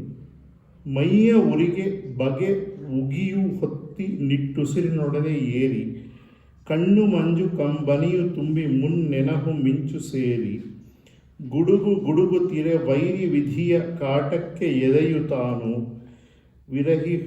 ವಿರಹಿ ಹೃದಯದುದ್ಗಾರ ಸಾರವೇ ಮೇಘವಲ್ಲದೇನು. ಅವನು ವಿರಹಿ ಹೃದಯವೇ ಮೇಘ ಅಂತ. ಯಾಕೆ ಅಂತ ಇಲ್ಲಿ ವರ್ಣನೆ ಇದೆ. ಆ ಮೈಯ ಉರಿಯ ಬಗೆ ಹೊತ್ತಿ ನಿಟ್ಟುಸಿರನ್ನೇ ಏರಿ, ನಿಟ್ಟುಸಿರು ಅಷ್ಟು ಶಾಖವಾಗಿದೆ ಅಂತ. ಕಣ್ಣು ಮಂಜು ಕಂಬನಿ, ಅದು ನೀರಾಗಿ ಬರ್ತಾ ಇದೆ. ಮುನ್ನೆನಹು, ಹಿಂದಿನ ನೆನಹು, ಎಷ್ಟು ಒಳ್ಳೆ ಕನ್ನಡ ಪದ ಕೊಟ್ಟಿದ್ದಾರೆ. ಮುನ್ನೆನಹು, ಫ್ಲ್ಯಾಶ್ ಬ್ಯಾಕ್. ಅದು ಮಿಂಚಾಗಿ ಸೇರಿಕೊಂಡಿದೆ, ಬೆಳಕಾಗಿ ಸೇರಿಕೊಂಡಿದೆ ಅಂತ.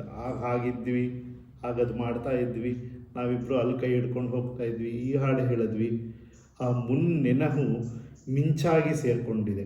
ಯಾಕೆಂದರೆ ಮೇಘ ಹೇಗಾಗಬೇಕು, ಮೋಡ ಹೇಗಾಗಬೇಕು ಅಂತ. ವಿರಹ ಅನ್ನೋ ಮೋಡ ಹೇಗೆ ಉದ್ಭವ ಆಗಿದೆ ಅಂತ. ಗುಡುಗುತ್ತಿರೆ, ಗುಡುಗೆ ಅಂದರೆ ಇದು ಎದೆ ಅಂತ ಅಂದ್ಕೊಂಡಿದ್ದೀನಿ ನಾನು. ಗುಡುಗುತ್ತಿರೆ, ಇದೆಲ್ಲೂ ಸರಳವಾಗಿ ಪದದ ಅರ್ಥ ಸಿಗಲ್ಲ, ನಾನೇ ಅಂದ್ಕೊಂಡಿದ್ದು ಗುಡುಗೆ ಅಂದರೆ ಎದೆ ಅಂತ. ಗುಡುಗುತ್ತಿರೆ ವೈರಿ ವಿಧಿ ಅನ್ನೋದು ವೈರಿ ಆಗಿದೆ. ಯಾಕಂದರೆ ವಿರಹ ಬಂದಿರೋದ್ರಿಂದ ವಿಧಿ ಅನ್ನೋದು ವೈರಿ ವಿಧಿಯ ಕಾಟಕ್ಕೆ ಎದೆಯುತ್ತಾನು, ವಿರಹಿ ಹೃದಯದುದ್ಗಾರ ಸಾರವೇ.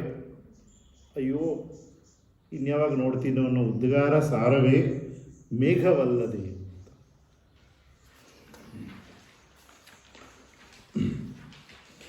16ನೇದು. ಮಾತು ಜ್ಯೋತಿ ಆ ಹುರುಳು ಧೂಮ ರಸ ಸಲಿಲ ಭಾವಗಾಳಿ, ಕವಿಯೊಳಾಗಿ ಕಟ್ಟಿತ್ತು ಕಾವ್ಯ ನವ ಮೇಘ ರೂಪ ತಾಳಿ, ಸ್ಥಾಯಿಯಲ್ಲಿ ಸಂಚಾರದಲ್ಲಿ ರಸ ಪಾಕವಾಗಿ ಬಂತು, ಮೆರವ ಹಾಗೆ ಆ ಸುಟ್ಟ ಕಾಮ ಪ್ರದ್ಯುಮ್ನಾಗಿ ನಿಂತು. ಇಲ್ಲಿ ಒಂದು 2-3 ವಿಷಯಗಳಿದೆ. ಒಂದು, ಧೂಮ ಜ್ಯೋತಿ ಸಲಿಲ ಮರುತಾಂ ಸನ್ನಿಪಾತ ಕೊಮೇಗ ಅಂತ ಒಂದು ಸಾಲಿದೆ. ಧೂಮ ಅಂದರೆ ಹೊಗೆ, ಜ್ಯೋತಿ ಬೆಳಕು, ನೀರು, ಗಾಳಿ ಎಲ್ಲ ಸೇರಿ ಆಗಿರುವಂತಹ ಮೋಡ ಅಂತ. ಯಾಕೆಂದರೆ ಅವನ ಮೋಡದಲ್ಲಿ ಹೊಗೆನೂ ಇದೆ, ಬೆಳಕು ಇದೆ, ಮಿಂಚು ಇದೆ ಅಂತ. ಆ ಮಾತನ್ನು ತಗೊಂಡು ಅದು ಏನೇನು ಇರಬಹುದು ವಿರಹದಲ್ಲಿ ಅಂತ ಎಕ್ಸ್ಪ್ಯಾಂಡ್ ಮಾಡಿದ್ದಾರೆ. ಮತ್ತು ಮಾತು ಜ್ಯೋತಿ ಅನ್ನೋದು ವಚನಕಾರರು ಸುಮಾರು ಕಡೆ ಮಾತು ಜ್ಯೋತಿ ಅಂತ ಬಳಸಿದ್ದಾರೆ. ಯಾವ ರೀತಿ ಮಾತಾಡ್ತೀವಿ ಅದು ಜ್ಯೋತಿ ಆಗಬಹುದು, ಅಥವಾ ಜ್ಯೋತಿಯ ರೀತಿಯಲ್ಲಿ ಮಾತನಾಡಬೇಕು ಅಂತ ಸುಮಾರು ಕಡೆ ಬಳಸಿದ್ದಾರೆ. ಮಾತು ಜ್ಯೋತಿ ಅಂತ ಹುಡುಕಿದ್ರೆ ಒಂದಕ್ಕಿಂತ ಹೆಚ್ಚು ವಚನಗಳು ಸಿಗುತ್ತೆ, ಅದನ್ನು ಉಪಯೋಗಿಸಿದ್ದಾರೆ ಇಲ್ಲಿ. ಮಾತು ಜ್ಯೋತಿ, ಆ ಹುರುಳು ಧೂಮ, ಅದಕ್ಕೆ ಸೇರಿದಂಥ ಒಂದು ಸಾರ ಇದೆಯಲ್ಲ ಅದೇ ಧೂಮ. ಆ ರಸವೇ ಸಲಿಲ, ಏನಾರ ನೀರಾಗಬೇಕಲ್ಲ, ರಸ ಅನ್ನೋದಕ್ಕೆ ಅದಕ್ಕೆ ಲಿಕ್ವಿಡ್ ಫಾರ್ಮ್. ಭಾವ ಅನ್ನೋದು ಗಾಳಿ. ಕವಿಯೊಳಾಗಿ ಕಟ್ಟಿತ್ತು ಕಾವ್ಯ ನವಮೇಘ ರೂಪ ತಾಳಿ. ಇದು ಹೊಸ ರೀತಿಯಾದಂತಹ ಕಾವ್ಯ, ಅದು ಮೇಘರೂಪ ತಾಳಿದೆ ಅಂತ. ಸ್ಥಾಯಿ, ಅಲ್ಲಿಗೆ 9 ರಸ ಇದೆ, 8 ರಸ ಇದೆ ಅಂತ ಬೇರೆ ಬೇರೆ ಚರ್ಚೆಗಳಿದೆ. ಅಲ್ಲಿ ಈ ಸ್ಥಾಯಿ ಭಾವ, ಸಂಚಾರಿ ಭಾವ ಅನ್ನೋದು ಸ್ವಲ್ಪ ಟೆಕ್ನಿಕಲ್ ಟರ್ಮ್ಸ್ ಇದರಲ್ಲಿ, ಲಿಂಗ್ವಿಸ್ಟಿಕ್ಸ್ನಲ್ಲಿ. ಅದನ್ನು ತಗೊಂಡು ಹಾಗೆ ಆದ್ರೂ ಮೆರೆವ ಹಾಗೆ, ಈ ಎಲ್ಲ ಭಾವಗಳನ್ನು ಮೆರೆವ ಹಾಗೆ ಆ ಸುಟ್ಟು ಹೋದ ಕಾಮ ಇದ್ದಾನಲ್ಲ ಅವನು ಪ್ರದ್ಯುಮ್ನ ಅನ್ನೋನು ಕೃಷ್ಣನಿಗಿಂತ ಸುಂದರವಾಗಿದ್ದಂತೆ. ಯಾಕೆಂದರೆ ಅವನು ಮನ್ಮಥ, ಮನೋಜ, ಅವನು ಕೃಷ್ಣನ ಮಗ, ಆದ್ರೂ ಅವನು ತುಂಬ ಸುಂದರವಾಗಿದ್ದಂತೆ. ಆದ್ದರಿಂದ ಆ ಕಾಮನೆ, ಆ ಸುಟ್ಟು ಹೋದ ಕಾಮನೆ ಪ್ರದ್ಯುಮ್ನಾಗಿ ಬಂದು ನಿಂತಂತೆ ಈ ಮೇಘದೂತ ಬಂದಿರಬಹುದು ಅನ್ನೋದೊಂದು ನನ್ನ ಅರ್ಥೈಕೆ. ಕವಿ ಕಾಳಿದಾಸ ಎಂಥವನು ಅಂತ, ಯಾಕೆಂದರೆ ಅವರು ತುಂಬ ಭಕ್ತಿಯಿಂದ ಇದರಿಂದ ಬರೀತಾರೆ. ತಾನು ಉಂಡ ಎದೆಯೊಲುಮೆ, ತಾನು ಸೊಗವಟ್ಟು ಪಡೆದ ಹಣ್ಣು, ತಾನು ಕಂಡ ಋತುಮಾನ ತನ್ನ ಬಾಗಿಸಿದ ಚೆಲುವು ಕಣ್ಣು, ಬಂದ ನದಿ ಬೆಟ್ಟ ಪಟ್ಟಣದ ರಮ್ಯ ಛಾಯೆಯಿಂದ, ಮೋಡದೊಂದು ನೆವ ಮಾಡಿ ಹಾಡಿದನು ಯಕ್ಷ ಮಾಯೆಯಿಂದ ಅಂತ. ಕಾಳಿದಾಸ ಎಲ್ಲ ಕಡೆ ಓಡಾಡಿರಬೇಕು ಅಂತಲೇ ಎಲ್ಲರದು ಒಂದು ಗೆಸ್. ಯಾಕೆಂದರೆ ಭಾರತದ ಪ್ರತಿಯೊಂದು ಭಾಗನೂ, ಅಂದಿನ ಭಾರತದ, ಇಂದಿನ ಭಾರತದ ಅಲ್ಲ, ಅಂದರೆ ಅಫ್ಘಾನಿಸ್ತಾನ, ಅದಕ್ಕೂ ಮುಂಚೆ ಈ ಕಡೆ ಬರ್ಮಾವರೆಗ ಎಲ್ಲ ಕಡೆ ಓಡಾಡಿರ್ಬೇಕು ಅವನು. ಯಾಕೆಂದರೆ ಅವನು ರಘುವಂಶದಲ್ಲಿ ಕಾವೇರಿಯನ್ನು ಬಣ್ಣಿಸ್ತಾನೆ, ಸೌತನ್ನು ಪೂರ್ತಿ ಬಣ್ಣಿಸ್ತಾನೆ, ಕೇರಳ ಇದನ್ನು ಬಣ್ಣಿಸ್ತಾನೆ, ಬೀಚ್ಗಳನ್ನು ಬಣ್ಣಿಸ್ತಾನೆ, ತೆಂಗಿನ ಮರನ ಹೇಳ್ತಾನೆ. ಅದರಿಂದ ಅವನು ಎಲ್ಲ ಕಡೆ ಓಡಾಡಿರ್ಬೇಕು. ಓಡಾಡಿ ನೋಡದೇ ಇದ್ದರೆ ವಿಂಧ್ಯನಲ್ಲಿ ಒಂದು ಜಾಗ ಹೇಗಿತ್ತು, ಅಲ್ಲಿ ಹೂವು ಯಾವ ಬಣ್ಣ ಇತ್ತು, ಅದು ಮೇಲಿಂದ ಹೇಗೆ. ಇನ್ನೊಂದೇನು ವಿಶೇಷ ಅಂದರೆ ಅವನು 3 ಸ್ತರಗಳಲ್ಲಿ ಭೌತಿಕವಾಗಿ ನೋಡ್ಬೋದು, ಅಂತ ಫಿಸಿಕಲ್ ಏನು ನೋಡ್ಬೋದು ಅದನ್ನು ಬಣ್ಣಿಸಿದ್ದಾನೆ. ಅದು ಹೇಗೆ ಮಾಡ್ದ ಅನ್ನೋದು ಎಲ್ಲರಿಗೂ ಒಂದು ಇನ್ನೂ ಆಶ್ಚರ್ಯದಾಯಕವಾದಂಥ ವಿಷಯನೇ. ಏಕೆಂದರೆ ಈ ರಘುವಂಶದಲ್ಲಿ ನೆಲದ ಮಟ್ಟದಲ್ಲಿ ಎಲ್ಲನೂ ಬಣ್ಣಿಸ್ತಾನೆ, ಯಾವ್ಯಾವ ಊರು ಹೇಗಾಗಿತ್ತು ಅಂತ. ಮೇಘದೂತದಲ್ಲಿ ಮೇಘದ ಮಟ್ಟದಲ್ಲಿ ಬಣ್ಣಿಸ್ತಾನೆ, ಮಧ್ಯಪ್ರದೇಶದಿಂದ ಅಲಕೆಯವರೆಗೆ ಹೇಗಿತ್ತು ಅಂತ. ಅದು ಈಗಲೂ ಸುಮಾರಾಗಿ ಹಾಗೇ ಇದೆ, ತುಂಬ ಏನು ಬದಲಾಗಿಲ್ಲ. ಪಟ್ಟಣಗಳು ಬದಲಾಗಿರ್ಬೋದು, ನೀವು ಉಜ್ಜಯಿನಿಗೆ ಹೋದರೆ ಕೊಳಕಿರ್ಬೋದು, ಆಗಿನಷ್ಟು ಚೆನ್ನಾಗಿಲ್ಲದೆ ಇರ್ಬೋದು, ನದಿ ಅಷ್ಟು ಕ್ಲೀನಾಗಿಲ್ಲದೆ ಇರಬಹುದು. ಅದೇ ಥರ ಶಿಪ್ರಾವಾತ ಈಗ ಎಲ್ಲಿ ಅಂತ ಬರೆದಿದ್ದಾರೆ ಟ್ಯಾಗೋರ್ ಅವರ. ಶಿಪ್ರಾ ನದಿಯ ಅದರಿಂದ ಬರುವಂಥ ಸುಮಧುರವಾದ ಸುಗಂಧವಾದ ವಾಸನೆ ಬರುತ್ತಾ ಈಗ ಶಿಪ್ರಾವಾತ ಇದೆಯಾ ಅಂತ.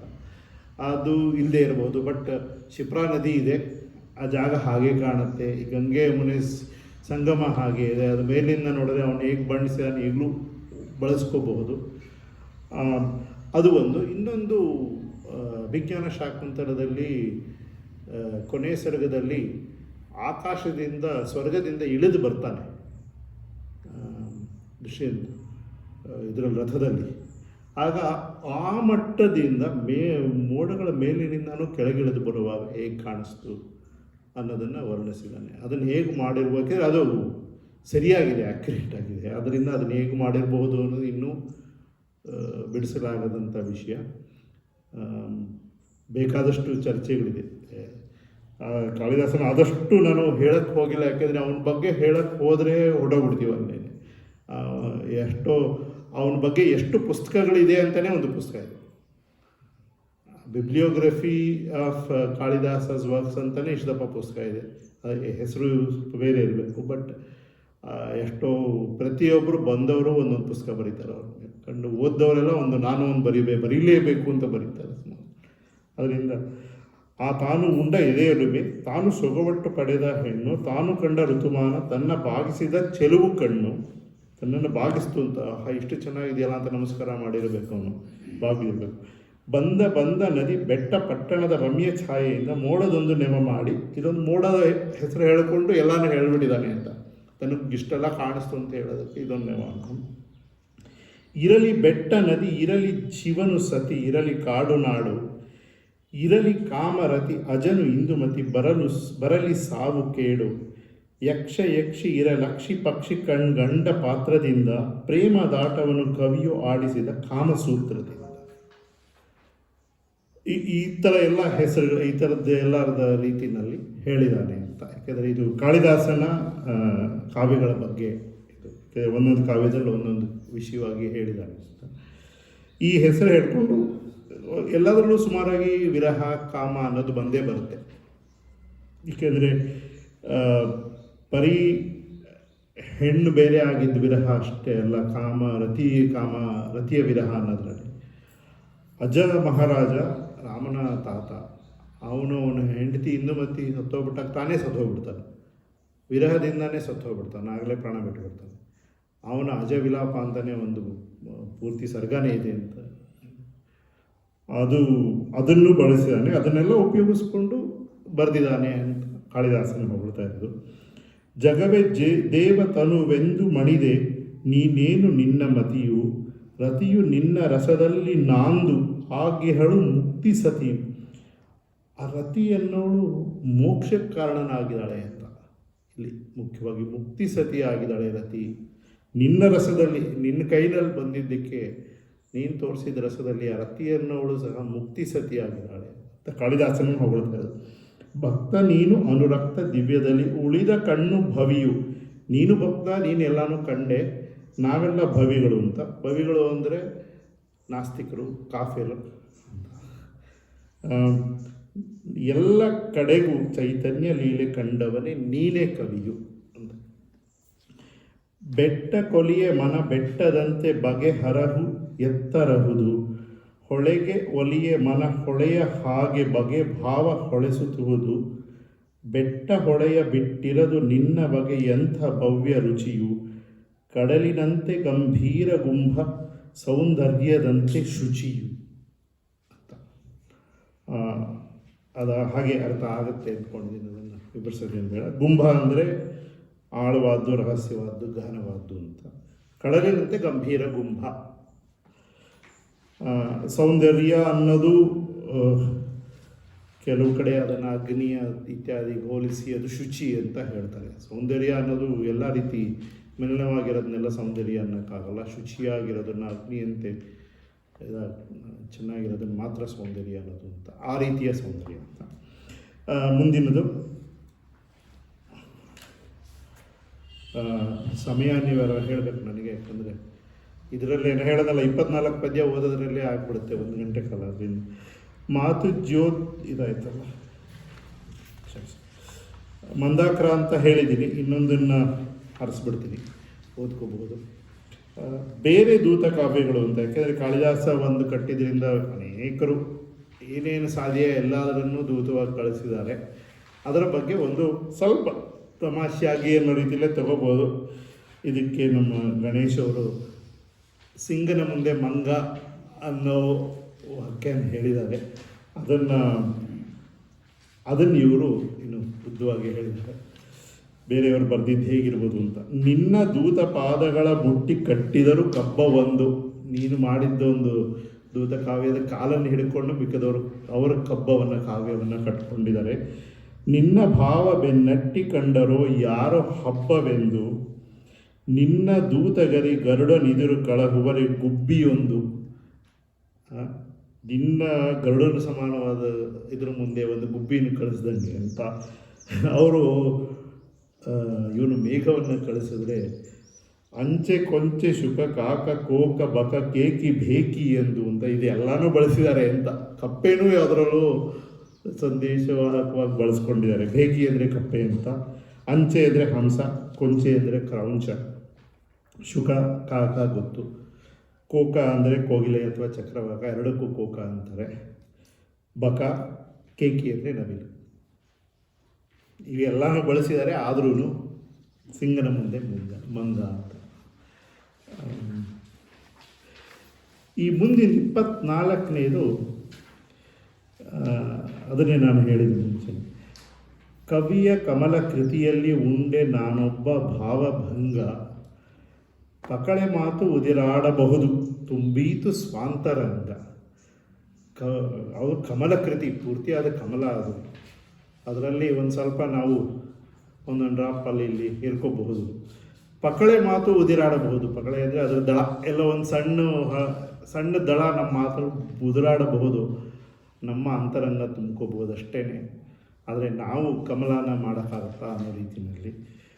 ತೋಳುಗೀಳು ಸಡಿಲೀತು ಪ್ರಿಯರ ಸುಸ್ನಿಗ್ಧ ಬಂಧದಲ್ಲೂ, ಪ್ರಿಯರ ಅತ್ಯಂತ ಗಟ್ಟಿಯಾಗಿ ಹಿಡಿದಿರೋವಾಗಲೂ ಇವರು ನೆನೆಸ್ಕೊಂಡು ಒಂಚೂರು ಆಹಾ ಅನ್ನಬಹುದು, ಸಡಿಲಾಗಬಹುದು. ಪ್ರಾಣ ತುಂಬುವ ಅದರ ಪಾನ ಇಳಿದೀತೆ ಉದರದಲ್ಲೂ. ಇದು ಪ್ರಾಣ ತುಂಬುವ ಅದರ ಪಾನ ಅಂತ ಇವರು ಕಾವ್ಯ ಕಾಳಿದಾಸನ. ಅದು ನಮ್ಮ ಹೊಟ್ಟೆಗೆ ಬರೋಕ್ಕೆ ಸಾಧ್ಯವ, ಅಷ್ಟು ದೊಡ್ಡದನ್ನು ನಮಗೆ ಅರ್ಥ ಮಾಡ್ಕೊಳಕ್ಕಾಗತ್ತಾ ಅನ್ನೋ ರೀತಿಯಲ್ಲಿ. ಈ ಒಂದೇ ಒಂದು ಮಧ್ಯದಲ್ಲಿ 2 ಕೃತಜ್ಞತೆ ಅಂತ ಇದೆ. ಅದರಿಂದ ಒಂದು ಪದ್ಯ ಓದ್ಬಿಡ್ತೀನಿ, ಏಕೆಂದರೆ ಅದರಲ್ಲಿ ತುಂಬ ಚೆನ್ನಾಗಿದೆ. ಹೇಗೆ ಇವರ ಕನ್ನಡ ಹೇಗಿದೆ ಅನ್ನೋದಕ್ಕೆ ನಾನು ಅಂದ್ಕೊಂಡಿದ್ದು. ಇದು ಇದನ್ನು ಕಳಿಸಿರಲಿಲ್ಲ ಅನಿಸುತ್ತೆ, ನಾನು ಆಮೇಲೆ ಕಳಿಸ್ತೀನಿ. ನನ್ನ ಮನದ ಕಜ್ಜಳವ ಕಳೆದು ಹೊಸ ಬೆಳಕು ಹೊತ್ತಿ ಕುಡಿಗೆ, ನಾನು ಹಿಗ್ಗಿದೆನು ನಿನ್ನ ಕೃತಿಯ ನಿಟ್ಟಂತೆ ನನ್ನ ಮುಡಿಗೆ. ಆ್ಯಕ್ಚುಲಿ ಗಾಯಿಟೆ ಅನ್ನೋನು ಅಭಿಜ್ಞಾನ ಶಾಕುಂತಲನ ತಲೆ ಮೇಲೆ ಇಟ್ಕೊಂಡು ಡ್ಯಾನ್ಸ್ ಮಾಡೋದು, ಫ್ರೆಂಚ್ ಕವಿ, ಜರ್ಮನ್ ಕವಿ, ಫ್ರಾನ್ಸ್ನಲ್ಲಿ ಪ್ಯಾರಿಸ್ನಲ್ಲಿ 18ನೇ ಶತಮಾನದಲ್ಲೂ ಓದ್ಬಿಟ್ಟು ಅಭಿಜ್ಞಾನ ಶಾಕುಂತಲನ ಈ ಒಂದು ನಾಟಕವನ್ನು ಈ ರೀತಿ ಬರಿಬಹುದಾ ಅಂತ ತಲೆ ಮೇಲೆ ಇಟ್ಕೊಂಡು ನೃತ್ಯ ಮಾಡೋದನ್ನು, ಡ್ಯಾನ್ಸ್ ಮಾಡೋದು ಇಷ್ಟು ಚೆನ್ನಾಗಿದೆ ಇದು ಅಂತ. ಅದೇ ಇವರು ನಾನು ಹಿಗ್ಗಿದ್ರೆ ನಿನ್ನ ಕೃತಿಯ ನಿಟ್ಟಂತೆ ನನ್ನ ಮುಡಿಗೆ ಅನ್ನೋದು ಅದು ನನಗೆ ನೆನಪಿಗೆ ಬಂತು. ಕಜ್ಜಳ ಅಂದರೆ ಕೊಳೆ, ಕಾಡಿಗೆ, ಕಪ್ಪು ಬೇಕಾದ್ರೆ ಹೇಳ್ಬೋದು. ನನ್ನ ಮನದ ಕಜ್ಜಳವ ಕೊಳೆದು ಹೊಸ ಬೆಳಕು ಹೊತ್ತಿ ಕುಡಿಗೆ ಅಂತ. ಕಾಡಿಗೆ ಅನ್ನೋದಕ್ಕಿಂತ ಇಲ್ಲಿ ಕಪ್ಪು ಅಂಧಕಾರ ಅನ್ನೋ ಅರ್ಥ ಸರಿ ಹೋಗುತ್ತೆ. ಹೋಗು ಸುಕವಿ ರಸ ದಾಸಿಯಾಗಿ ದುಡಿ ಎಂದೇ ನನ್ನ ನುಡಿಗೆ, ಮಾತಿನಲ್ಲೇ ಮೂಲೋಕ ಸೃಜಿಸುವ ನಿನ್ನ ಪ್ರತಿಭೆಯಡಿಗೆ ಅಂತ ಕಾಳಿದಾಸನಿಗೆ ಅವ್ರು ಹೇಳ್ತಾ ಇದ್ದಾರೆ ಕೃತಜ್ಞತೆಯನ್ನು. ಅದ್ರ ಮುಂದಿಂದು, ಹಿಂದಾಗಲಿಲ್ಲ ಮುಂದಾಗಲಾರ ಕವಿ ಕಾಳಿದಾಸ ನೀನು, ಶೃಂಗಾರದಿಂದೆ ನವ ಭಕ್ತಿ ರಸವ ಹೊಮ್ಮಿಸುವ ದಿವ್ಯ ಭಾನು, ರಸವತಿಯು ನಿನ್ನ ಸರಸತಿಯು ಸವಿಗೆ ತುಟಿ ಮುದ್ದು ಹಾಲು ಜೇನು, ಕನ್ನಡದೊಳಿಂದು ಕನ್ನಡಿಸಿದಂತೆ ಮೂಡಿರುವಳಿಲ್ಲಿ ತಾನು ಅಂತ. ಇಲ್ಲಿ ಮತ್ತೆ ಅವರ ಪದಗಳ ಜೋಡಣೆಗೆ ಏನು ಹೇಳಬೇಕು ಅಂತ ಗೊತ್ತಾಗೋದಿಲ್ಲ, ಯಾಕೆಂದರೆ ನವರಸ ಇದೆ ಅಂತ ಹೇಳ್ಬೋದು. ಎಲ್ಲನೂ ಶೃಂಗಾರವನ್ನೇ ಭಕ್ತಿ ರಸದ ಥರ ತೋರಿದ್ದಾರೆ. ಭಾನು ಅನ್ನೋ ಪದ ಇದೆ, ಸೂರ್ಯ, 9 ಗ್ರಹ, ಆ ಥರ ಏನು ಬೇಕಾದಷ್ಟು ಅರ್ಥಗಳನ್ನು ಎಳಿಬಹುದು. ಒಂದೇ ರಸ ಇಟ್ಕೊಂಡು ಎಲ್ಲ ರಸನೂ ತಂದಿದ್ದಾರೆ. ಹೊಸ ದಿವ್ಯ ಭಾನುವಿನ ಸೂರ್ಯನನ್ನು ಹೋಲಿಸಿದ್ದಾರೆ ಅಂತ ಹೇಳ್ಬೋದು. ರಸವತಿಯು ನಿನ್ನ ಸರಸ್ವತಿಯು ಅನ್ನುವಾಗ ರಸ, ಸರಸ, ಸರಸ್ವತಿ ಎಲ್ಲರೂ ಬಂದಿದ್ದಾರೆ. ಅದನ್ನು ಇವರು ಕನ್ನಡದಲ್ಲಿ ಹಾಗೆ ತಂದಿದ್ದಾರೆ ಅಂತ ನನ್ನ ಅನಿಸಿಕೆ. ಏಕೆಂದರೆ ಅವರು ಕನ್ನಡದೊಳೆಂದು ಕನ್ನಡಿಸಿದಂತೆ ಎಂದಾಗ, ಕನ್ನಡಿಸಿದಂತೆ ಅನ್ನೋದು 2 ರೀತಿ ನಾನು ಅರ್ಥ ಮಾಡ್ಕೊಂಡಿದ್ದು. ಹಿಂದೆ ಬರೆದಿದ್ದೆ ಒಂದು ಸಣ್ಣ ಚುಟ್ಕಾನು ಇದ್ರ ಬಗ್ಗೆ. ಭಾವಗ್ರಹಣ, ರಸಗ್ರಹಣ ಮಾಡಿ ಮತ್ತೆ ಪುನರ್ನಿರ್ಮಾಣ ಮಾಡಿದ್ರು ಅಂತ.